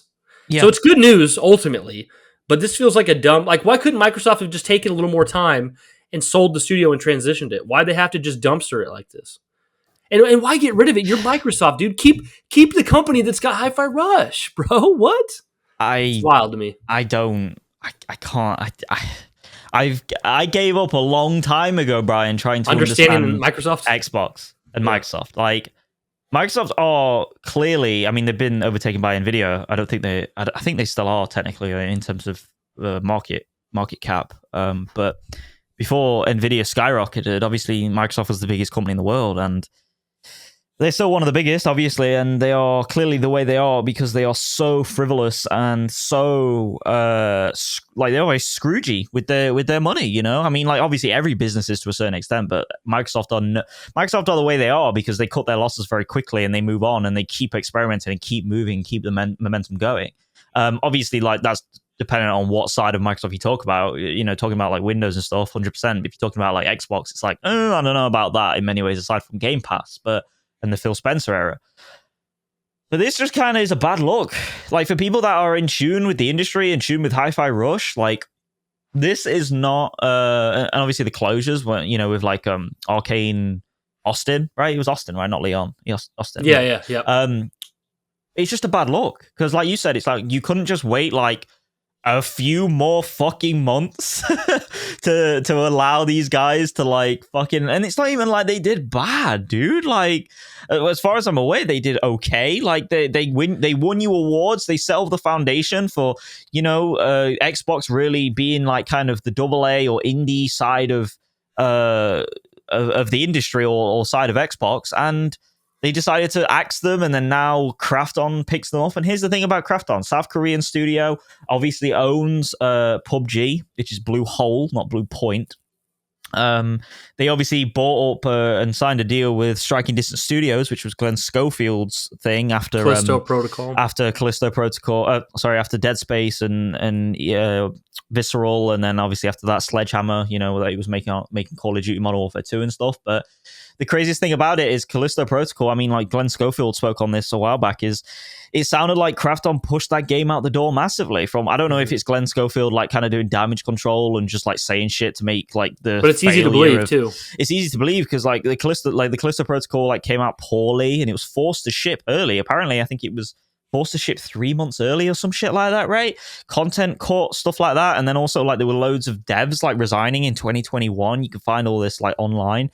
Absolutely wild. So it makes me wonder, like, I mean, Striking Distance Studio seems like a bigger studio than Tango ever was. And I think Striking Distance was shooting for the moon when they, or shooting for Mars when they should have been trying to land on the moon. But yeah, dude. I think it's weird because it's cool that they're back, but also Krafton really don't have that great of a reputation as a third-party publisher. I mean, they're okay, but they have issues like I've just said. So, yeah. I don't know. It's I'm glad they're back. It's kind good of news. Like a telltale situation. It's good news. It just feels like a friend who was like, it's like me saying to you, Joe, hey Joe, I'll sell you my Master Chief helmet. And you're like, oh, cool. How much? And I'll be like, $25. And you'll be like, I'll give you 35. Okay, cool. And then I message you the next day. I'm like, yeah, I don't think I want to sell it. And you're like, oh, that's okay, man. No problem. And then 2 days later, I'm like, yeah, would you want to buy it? Could you buy it? And then you're like, yeah, okay, man, I'll buy it. Then I send it to you. And then I'm like, well, I really miss it. Would you send it back? It's just like, that's what this whole situation feels like. It's like, couldn't this have been done better? It's so kind of convoluted. Yeah, it's weird. I mean, wait, what other industry do you see this shit happening in? Like, you don't see this shit happening in movies and stuff. Like, it's fucking weird that, like, it's the same thing with Telltale. Like, when Telltale shut down and they restarted and stuff, it's like, what? Like, what this kind made of me wonder. This made me wonder if in a few months we're going to see an article that says blah blah company has acquired Game Informer and they will republish. They'll put back out magazines. It's like, okay, because like that GameStop did the same thing. They're just like, they're closed. Yeah. It's like, okay, well, you could have just maybe sold it or something, or let them be independent in some way. I don't know. Yeah, but I don't know. Joe, if you would read it, because I accidentally closed out of it, just scroll down and read that Shinobi picture of. So there's an Xbox game coming to PlayStation soon, maybe as soon as next week, it'll be announced another Xbox IP coming to PlayStation. I gave you the article. I've got here. it. Scroll down. Yeah, what's Shinobi say there? That tweet. Where's the tweet? Hang on, I'm trying to find it now. It's like a picture of his tweet. Yeah. Is it a tweet or is it a... Oh, it's ResetEra. It's ResetEra, yeah, okay. The Shinobi 602 says, in response to Lou, I think it is, Lou? Okay, yeah. I wonder when the next round of ported games are coming. And then he replied saying, what are you doing next week? Yeah, so they're referring to earlier this year, there was like the Hi-Fi Rush, Sea of Thieves, Pentiment, Grounded that all came over to PlayStation and Switch and stuff like that. Yeah, and people were asking, when do you think the next round of Xbox IPs are going to be coming over to PlayStation? And Shinobi, who has insider info a lot of times, said, what are you doing next week? And then after that, a lot of people came out saying, yeah, I've heard some similar things. A lot of people think it's Forza Horizon, which is interesting. So there's the next step in Microsoft's third partiness is what's going to come to PlayStation. If it was Forza Horizon coming over, would you be interested in buying that or playing that on PlayStation? Well, I've already played it. Okay, so like I played it on PC when it came out because I do love my cars and I love my racing and stuff. But I feel like that's a weird thing, like for PlayStation. I mean, I guess because you're like Gran Turismo and stuff. I mean, I guess it would be more like impactful if like Motorsport came over, but like because that's the kind of the equivalent. Even though Gran Turismo is more sim than slightly more sim than Motorsport, Forza Motorsport, but it's kind of like big dick energy for PlayStation in many ways because it's like, yeah, you've put like your racing game, but like now we have both, and you don't have Gran Turismo. Yeah, douche. You know what I'm saying? Right. Like skadoosh. Because like they have their simulation racer in like Forza Motorsport.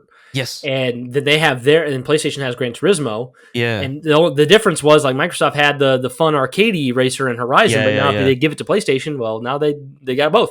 Yeah, you know. So, but yeah, I just wonder. Like, I mean, this is not news. We knew this was going to happen, but if we see another Xbox game come next week, like stuff just has started to fall. Like, we're going to eventually get. Bro, what would you do if it's Starfield? Dude, somebody else said they thought it was Master Chief Collection, which I was like, "There's no way." But like, I think they'll be the last that come. Yeah, if something like a Master Chief Collection comes, then you can pretty much guarantee you're getting everything because like that's the Halo IP is like the grail of like this is exclusive. Yeah, you know. So. Yeah, same with Gears. Like people would say like Gears 4 and stuff, but I don't see it like not for a long time. Like, yeah. So I don't know. We'll see, Joe. Last story of the week is Dragon Age: The Veilguard release date set for October with a new trailer. So October 31st, Halloween Day, we're going to get the next Dragon Age game after 10 years. Yeah. Everything we've seen, except for the initial reveal of this game, has looked amazing. Everything they've said has been spot on, what we want to hear. And this new release date trailer was fire. Honestly, this game looks extremely exciting to me. I'm going to be buying it day one. I'm going to be all in. When we get there, obviously our friend Wes is in hype mode. Super hyped, yeah. I'm not in hype mode. I'm just waiting for the game to actually come out, and then I'll go hype mode. But yeah, I don't know. I thought Inquisition looked really cool 10 years ago, so I went and played Dragon Age Origins and Dragon Age 2 to get ready for it. Yeah. And I thought Dragon Age Origins... I thought you were going to say, I thought Inquisition looked cool, and then I went and played Origins because I hated Inquisition. No. So I played Origins, and I was like, this is great, but I hate the gameplay. Love the story, the characters, the world. Yeah. Then I played Dragon Age 2, and I'm like, this is pretty good, but I don't really like the gameplay either. Played Inquisition. It was my favorite. It wasn't perfect, had a lot of problems, but Inquisition was my favorite. It got Game of the Year in 2014, as we talked about last week. Yep. And now it's been a decade. I cannot believe a decade has passed since Inquisition. So yeah. I think the Veilguard's looking awesome. It definitely reeks of like 9 out of 10 quality here. Yep. Do you think you'll be buying this, Joe? Are you excited for this game at all? I can't justify buying the game because I just won't have time to play it. October 31st. I mean, I'll probably still be playing Astro Bot by then, bro. Wow, dude. You want to beat it by then? I mean, I probably would have beat it by then, but like, I kind of think you'll be going for that platinum. Yeah, platinum, right? Like, you know how long it takes to do these things. Like, I'm a sucker for pain, but this game does look good though. Like, I gotta say, like, this is way more in my field of gameplay, because it very much just looks like they took lots of hints from God of War and shit. I mean, that was like the big lead up, right? Like when Dreadnought, it was original. That was the working title, right? Yeah, or was it? Yeah, Dread Wolf. Dread Wolf. And it was like, yeah, it's inspired by God of War, and everyone was like, I don't know about that, but it's like, yeah, this actually looks like it's paying off now. This looks like, without playing it and having no idea of the quality, this looks like the obvious best Dragon Age game ever made. Yeah. It just looks like, you just look at it, you go, well, this is the best one. Yes. You know? I wonder if there'll be like a Final Fantasy 16 effect with it, though, where like it kind of leans too much into like a different genre where people don't particularly love That'll it. probably definitely happen. I mean, there's people who are still avid about Origins to this day. Like, Origins was basically like your Baldur's Gate 3 CRPG. Yeah. Dragon Age 2 was like very watered down. And the Dragon Age Inquisition tried to marry the two, and it had this kind of quasi thing going for it. So right, yeah. This game looks fucking fire. This game is. I'm calling it now. This game's gonna get nominated for Game of the Year at the Keighley Awards, like no doubt in my brain. Like it just oozes that big budget, like AAA quality. What do you think is gonna be like Game of the Years this year, though? I was gonna ask you that too. So there's usually 6 candidates. So for sure, I'm trying to think what's come out this year, bro. Well, Rebirth is going to be there, and I'm not being a fanboy. It's no, going to be there. No. Yeah. Rebirth is going to be there. Honestly, I think Helldivers has to be. Kind of has to be for the zeitgeist alone, like, right? I know it's not like a 10 out of 10 game, but to a lot of people, it is this year. Well, Helldivers 2 was like 2024's version of Elden Ring's zeitgeist. Not the quality necessarily. Either you're lying to yourself, or a shit ton of good games are about to come out if Helldivers doesn't make the top 6. But I think Rebirth, Helldivers, Dragon Age the Veilguard, I think Shadow of the Erdtree is going to be on there. I think Jeff's going to break his change the rules. I think he's going to break his rules. He might. Astrobot could be there if it really hits that sweet spot for a Game of the Year. I don't know if it'll be a Game of the Year material, but like if it hits that sweet spot, Balatro could be. Honestly, could be. Indiana Jones, if it comes out soon enough, could be. Machine Games, you know. But I think Rebirth and Helldivers are kind of the two big top ones, probably. Are we forgetting something? I don't think so. I mean, I'm lost in like the Hellblade's not going to be there. Shit.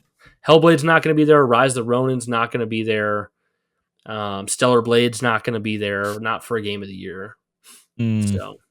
Think they'll put Tekken 8 in there? I don't think so. Maybe Tekken 8 could be, actually. Because I mean, Street Fighter gets on there, right? But like Street Fighter is so much more revered than Tekken for the most part. Dude, I don't know. Like it's not going to look like last year, that's for sure. Like it's not going to have that like everything's so freaking quality. I feel like we're missing like a Souls-like in here. I feel like there's been a really notable Souls-like this year that I'm trying to remember.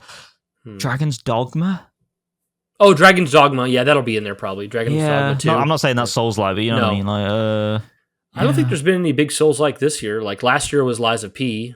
But this year, I mean, there was like one that just came out, but it wasn't necessarily that huge. Senua? No chance. Senua, no chance. That could maybe on like best action or something, though. Like, best visuals or something like that. Yeah. But yeah, I don't know. Yeah. But yeah, that'll be interesting. So yeah, looking forward to Dragon Age. Honestly, it's funny, like 2024 is no 2023, but like this is still a really good year for releases. Yeah. Yeah. For sure. I like these years, bro, because I get to catch up. Kind of. You get to catch up and play Jedi Survivor, your favorite game. So oh, great stuff, yeah. What do you like more, Jedi Survivor or Starfield? I need you to choose. Oh, that's so hard, Bryan. Which game just which game do you genuinely prefer to play? That's it. Okay, I'm not. So here's like my by and large is Starfield for the first like 30 hours is leaps and bounds better than Jedi Survivor, in my opinion. Overall, like for the rest of the game, right? For the whole game, for the whole game. But I think the problem with Starfield is that like the last 30 to 40 hours of that game, and I'm not even being hyperbolic with that, just felt like a slog. Like, fuck, I gotta do more of this shit. Like, so like that part just dragged the experience down. But while Survivor, in my opinion, is not as strong as those initial hours in Starfield, in my opinion, I kind of think that Survivor has like those moments of just it's like playing whack-a-mole. Like you're the whack-a-mole and you're just getting whacked like every so often. Like you might miss every so often and it might be a smooth pop-up, but every so often that motherfucker hits you on top of the head. You know what I'm saying? And you get fuck. Like, and that's your bugs. That's like your shitty story moments and stuff. And it's like, oh fuck. So, dude, I have to say my peak Jedi. You like Jedi more? Yeah. See, my peak of interest in having fun at Starfield was so much higher. Like Starfield, it's nowhere near a 10 game, but I had some 10 moment vibes. I didn't have that with Survivor. I had the most fun out of both games when I was building my ship. Yeah. That was in Starfield, bro. Like make that whole game like a Balatro Starfield ship builder, where you take it out, you fly around and do spaceship flying or whatever on a mobile device. Dude, I can't believe how good the ship builder was for you to just mostly see it in loading screens. Cannot believe it. Yeah, dude, because like you got to a point, especially in the later game of Starfield, we're tangenting again. How are we doing this? But it gets to Starfield is the game we'll talk about forever. We're cursed for eternity. But yeah, it's like in the later games, once you've explored like all the sort of like you've hit all those like random encounters in the world and stuff, Starfield kind of gets to a point where all you're doing is just like fast traveling. Like, yeah, it's like go here, go here, go here. Especially once the novelty wears off. So the space combat's pretty dope. I think it's really good. Don't you find it just like it's basically space jousting though? I don't know. I feel like you kind of miss and then you kind of come around and you have to do it but I mean, if you've played any kind of like space sim game, isn't that kind of how they play? I feel like it's really good. Guess, but like you have more control over it and stuff. Like if you play like Rogue Squadron and shit, I don't know. Who am I to say? But all right, Joe, we have about 10 minutes left. Yeah. Give us your special question of the week before we get out of here. Yeah, so mine's all around Bluepoint, which is the sort of remake, remastery studio within Sony first party. It's probably one of the most prolific. So with just a team of approximately 80 employees, which is not much, Bluepoint Games is one of the most prolific remake AAA studios that is now branching out to make a wholly original title for its parent company, Sony. With that in mind, do you think this is the right decision for the studio, given the insane popularity of remaking classic games for modern hardware like Naughty Dog's The Last of Us Part 1, or even their very own Nathan Drake collection, which sold at least 10 million copies? Or should they stay the course and keep leaning into that nostalgia that sells second only to hype? As an extension to that, what game would you like to re/make next? Or them to remake next, rather. So it's tough, right? Because I think another good comparison to Bluepoint. So I don't think you said. So for those of you who don't know, Bluepoint, they did the Shadow of the Colossus remake. Yep. They did the Demon's Souls remake. Yep. What's something else? Uncharted. Yeah, like I said, yeah. So you also did the Metal Gear Solid HD collection. Yeah, they're like, as far as like remasters, collections, remakes, they're like top of the line people. They kind of remind me of Night Dive, which we mentioned earlier in the episode. Yes, yeah. Night Dive has pretty much existed exclusively to put out the best modern day ports of boomer shooters ever. Pretty much. Oh yeah, they're amazing. Quake, Doom, System Shock. They actually did a full remake of System Shock. Like, oh, it's so good. So on one hand, like there's two ways to look at it. On one hand, like with Night Dive and Bluepoint, and your question's about Bluepoint, but like they're god tier at what they do. Like Demon's Souls remake was like, holy shit, this is better than I could ever expected. Like the Quake ports, the Doom ports, the System Shock remake from Night Dive, way better than I ever could have expected. On one hand, I'm like, they are the GOATs. They should, like, instead of trying to be like do their own IP and release a game and compete against everyone else in the industry, like, oh, who's the best RPG company? Is it Bethesda? Is it BioWare? Is it CD Projekt Red? Or who makes the best shooters? Is it id? Is it Treyarch? Instead of them entering into that conversation, why not just stay and just be Bluepoint is the best remake, collection, remaster people in the world. I think ultimately my answer would be for Bluepoint, which is your question, but also Night Dive, since I brought it up, stay in your lane, continue doing what you're doing, and be the absolute best of the best. I think that's better for you. Yeah. But at the same time, for as much as I love a Bluepoint or love a Night Dive, if they announced they were like, if either Bluepoint said we're doing our own high quality action RPG IP, or Night Dive said we're doing our own brand new IP boomer shooter, Yeah. I'd be like, bro, that's so exciting because I've seen what you can do with other people's work. What Yeah. would you do when you're infused with the passion of your own product? So Yeah. I don't think you can go wrong either way, but I think if you put a gun to my head and made me choose, I have to say stick to what you're doing, because if they go and they make their own IPs, who's Which going they to are fill the doing. shoe? Which they are doing. Blue Point is doing. Who's going to fill the shoes of a Blue Point or a Night Dive? I agree. I think that, like, especially, I think Demon Souls put them on a whole other level because, so like 2000, I've got them up here, 2009 God of War collection, amazing collection. I've got it like on the, in the cupboard behind me. Like, I obviously love God of War. They did a phenomenal job on the PlayStation 3 with that one.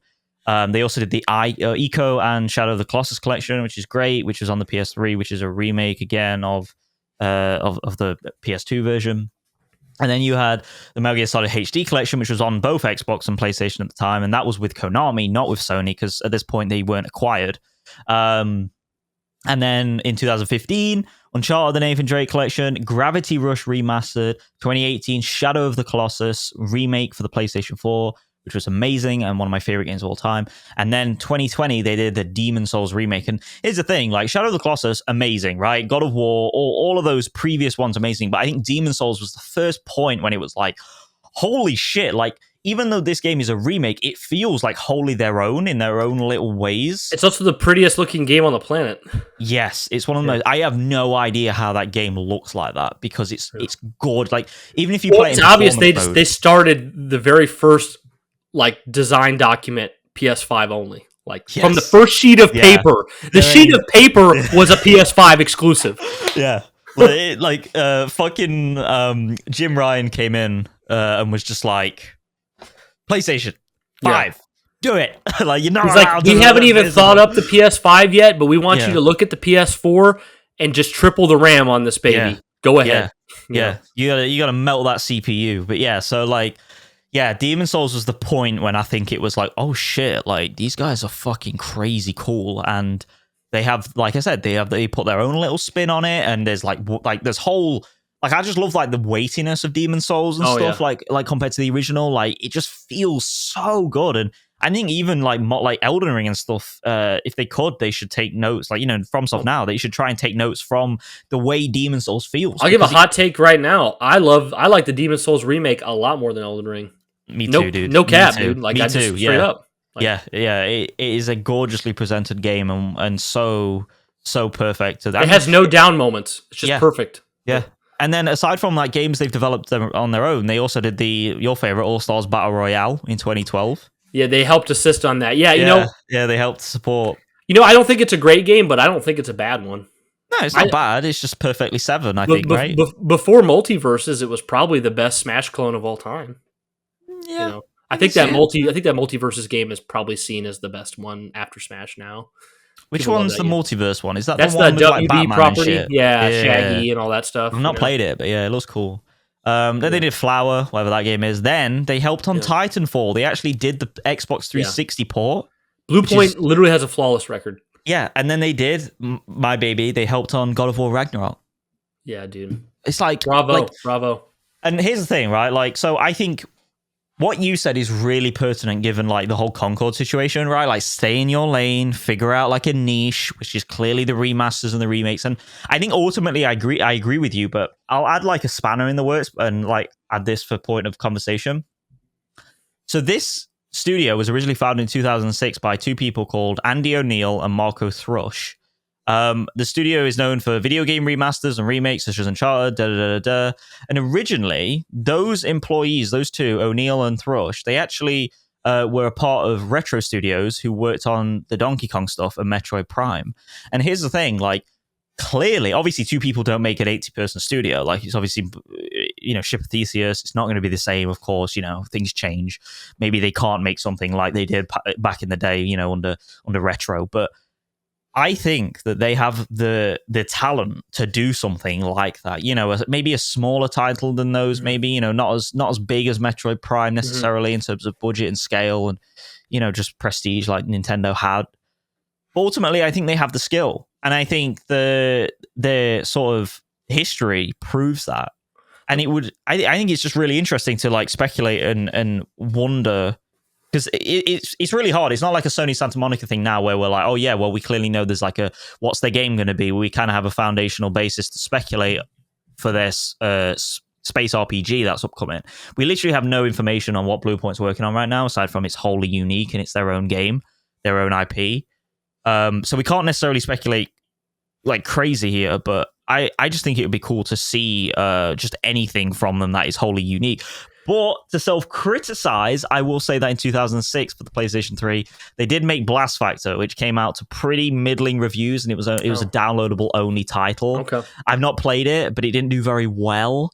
So that's kind of to push back on my kind of illusions of grandeur in many ways. Let me toss something out there, and this is where my mind has been, and maybe it's already been disproven, but some people are like, "Oh, what's their next thing? Is it going to be another remake? Is it going to be their own new thing entirely?" And they've come out and said like it's their own new thing entirely. But could it? Is there anything about their statement that prohibits it from being Bloodborne 2 or Demon Souls 2?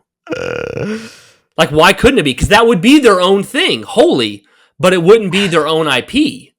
Like, have they said anything that prohibits them from, like, they're making Bloodborne 2, bro. They're making Demon Souls 2. Like, the technology from Demon Souls carried forward to make another Souls-like game? Like, they could be...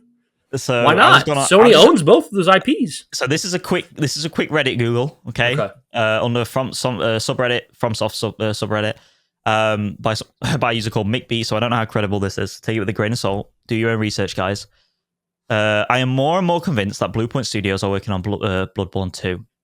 I just reread the interview from 2021 with Marco Thrush, who's one of the owners, one of the leaders, where he talks about the next project for Bluepoint Studios. Quote: "Our next project, we're working on original content right now. We can't talk about what that is, but that's the next step in the evolution for us." Notice the word original content. He could have easily said original IP to be less ambiguous. Bloodborne 2. I think this Demon Souls 2. Let me finish. I think this clearly implies that Bluepoint is working on new content for an already existing IP, an existing IP which could very well be Bloodborne. I know some people have strong feelings on this topic, but as someone who simply wants more Bloodborne in this world, if this is the only way we get that, then I am all for Bluepoint having a chance to do it. So here's the thing. I think this is a pretty cool theory because clearly FromSoft aren't working on a Bloodborne remaster or any form of that because they can't, because it's like strapped to the Sony brand and they don't really want to like come back to make that and shit like that, right? And obviously there's something contractual where and obviously we don't know the specifics, but potentially it might pertain to the entirety of the IP, but clearly there might be something that is where like FromSoft have to work on Bloodborne to like remaster it or something. Maybe there's something there like a tether. But ultimately, like a clause there, but ultimately, maybe there's nothing there for a Bloodborne 2. And given that they have the history with Demon Souls, they've obviously had a blessing from Miyazaki and the team over at FromSoft that this is a really phenomenal remake. Maybe, somewhere behind the scenes, Miyazaki has gone, you know what? I think you can do Bloodborne 2. But I will also say, to push back again on my point, right? I'm really like self-analyzing here and self-critiquing. Bloodborne 1 is Miyazaki's baby. It's not Elden Ring. It's not Dark Souls. It's not. So to me, to self-critique, I don't think Miyazaki necessarily would give up the goods because he loves Bloodborne. Well, he doesn't have any rights to it, though. He doesn't. Yeah. Well, at the same time, maybe he's in collaboration. Maybe he's in collaboration. Well, that's the thing. We don't know how much he has the rights to it in terms of like who works on it, though. Like, he might not have the rights to it, but he might. They, like I said, there might be a clause in there. This is completely speculative, where because we haven't had a remaster yet, like they can only work on Bloodborne. Do you know what I'm saying? Like, yeah, that's possible. They have to sign off. But then that goes to my other point. Could be Demon Souls then, because Demon Souls.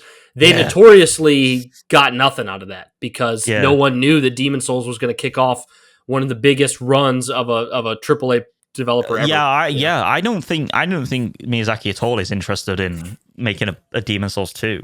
So like I can totally see him just going like, oh, yeah. But you could see how Blue Point, like they developed like the foundation for that with the remake, and then maybe they went right into Demon Souls 2. Like look at it, like with the way game development goes, it's been 4 years since Demon Souls remake. Like that makes sense that they haven't announced it yet. Like they could announce it next year and it comes out 2025 or 2026. You know, bro, I'd be so hyped if they did Demon Souls 2. But that brings up like another talking point of like, it's one thing for Bluepoint to remake what's already there and have the foundation to jump off of with Demon Souls 1, like the designs, the world, the environments, the boss battles, etc. They got to go a whole other step. Like, it's one thing remaking it, not to undermine that and not to like be reductive with that, but it's another thing entirely to not only continue the level of presentational value that Demon Souls 1 did, but also like make your own levels, own boss fights, own characters, own enemy designs, own weapons. Like, one caveat to that though, Joe, I think you'll agree with me. With the talent we've seen from Bluepoint, I think, tell me if I'm crazy, I think it should be fairly easy for Bluepoint to do better bosses than Demon Souls 1 remake. Oh yeah. I mean, like, and enemy designs, to be honest. Like Demon, like in general, like Demon Souls is such a great game. Yeah. But if you're Bluepoint, the bar, if the bar is Demon Souls 1 from 2009, and you're Bluepoint of this credibility, that's a really low bar to clear. So, like, if they don't have to compete with Elden Ring, and they don't have to compete with, like, Sekiro or whatever, and they only got to compete with Demon Souls 1, because, like, that's what people, if it was Demon Souls 2, people would be like, oh, it needs to be better than Demon Souls 1. Yeah. Easy bar to clear, dude. Easy bar. Like, there's like a freaking. I remember there's like one of the bosses in Demon Souls 1's like it's like a mud monster. Yeah, and I remember phalanx, like the phalanx. No, I'm talking about with that one too. But it's like in the like. It's before the lady who sends out her knight in the boggy kind of area. Now. I don't know. Hang on. It's just like just a big pile of mud. I just slash it until it dies. Like it's nothing. Oh yeah, like it's in the sewer, the swampy area underground. Yeah, dude. It's like I don't even. You can easily, if they just made a boss that's like a knight that can swing his sword and jump, like it's already better. Well, it's like that whole like the big, I can't remember what it's called, but like the big dragon thing, the fire dragon. Mm-hmm. It's like it's in the trailer or in the intro. Oh yeah, but it's a terrible boss fight. And then you fight it, and it's just like you have to. I literally remember it. You walk left, you attack its arms or some shit. Like you get to the next stage, and then you kind of like turn around, and you like go down the slope, and then you get to a point when you can kill it, and it's like, okay, that's great. Dude, that's literally the precursor to the Bed of Chaos from Dark Souls. Yeah, those two boss fights together are just horrific boss fights. Yeah, I still love them because like I do too. Every moment of Demon Souls, but I do too, and I actually like Demon Souls Dragon Fight better than Bed of Chaos. Bed of Chaos is pretty bad. Yeah, you remember which one that is, right? Where you have to run over the Bed of Chaos. You have to you have to run while the platforms fall. Oh yeah, horrible boss fight. My mind, the fucking where the floor falls in and you got to just time the jump. It's so gimmicky, dude. I hate that. Yeah. It's bad. It's bad. But all right, guys, that's another episode of Critical Frames, a PlayStation podcast. We had a lot of technical issues here, but hopefully Joe's amazing editing skills makes it so you can't even tell. But despite all of that, I thought we had a really good conversation. I really enjoyed myself here, but we'd love to hear what you guys have to say, what you thought of this. If you want to write in or send a voice clip, you can send that to criticalframes@gmail.com. If you want to support us on Patreon, that's patreon.com/criticalframes. We have one tier there. It's a $5 tier where you can get extra episodes. You can get Discord access, get shouted out on the podcast. I think our last Critical Frames Plus episode is probably due to go up free for everyone now. So while we were recording, I mean, this is a great part of having the station that I have here where there's shit everywhere, but I was like scheduling it and putting it up, and it's up now. So if people want to, nice. What I'll probably do, Brian, is I'll put this episode up tomorrow on the Saturday, and then because the Last of Us one's just gone up, so yeah. Okay, yeah. So that means relatively soon, Joe and I will be doing another patron exclusive Critical Flames, Flame Lurker, Critical Frames Plus episode on Ghost of Tsushima, talking about the whole game, the spoilers, all that. That'll be next. But yeah, come join us in the Discord. If you would like, follow us on Twitter at Critical Frames. We'd love to have you there. But guys, or leave, what would also help too if you can't give monetarily. Of course, we appreciate you listening. Leave a review on iTunes or Spotify or wherever you listen. That'd be great. 5-star review. We'd appreciate that. Indeed. But yeah, guys, thank you so much for listening to another episode of Critical Frames. Do you have anything you want to say, Joe, before we get out of here? No, I was surprised we got so much out of that topic, to be honest, because like Blue Point's quite a very mysterious studio in many ways. They haven't got much of a history like, like a Naughty Dog or a Santa Monica, but it was cool. And yeah, I'm going to go shave my beard because my mustache is tickling unlike my nostrils, which is great. I love that. And then I'm going to go eat dinner because I'm starving. Yep. Wife's making spaghetti and meatballs. So I'm jealous. I might make that as well, dude. I got some meatballs in the house. Yeah, meatballs are fire, bro. Whenever growing up, somebody makes spaghetti with like hamburger in it, I'd be like, no, that's not it. Like it needs to be meatballs. So you don't have mincemeat and you don't have spaghetti and mincemeat or whatever? Well, a lot of people eat that over here. I just don't want it. You don't like it? No, I prefer meatballs, bro. I want meatballs. So yeah. Why not both? Nah, just the meatballs, please. With a little garlic bread, be good. Okay, yeah. But I'm glad it's the weekend. I'm going to play some more NieR Replicant, try to erase that short story from my mind. Sorry if any of you listen to this podcast in front of family and you think that we're mostly okay, penis. But then you heard throbbing, veiny penis, and you're like, damn. Oh, my God. But that's how I felt, too, times 100. So, yeah. All right, guys. We love you. We appreciate you. Thank you so much. And we will see you next week. Peace, guys. Peace. Critical Frames, a PlayStation podcast, is created in partnership between Bryan Arvett and myself, Joseph Smalley. It's available on all mainstream audio and video feeds, and all music featured in the show is by Caleb Webster. We're incredibly grateful to the following All Access Pass patrons for the support they've shown for this independent venture: Darren.jpg, Diente de Hombre, Music Tree 23, and Wesley Types.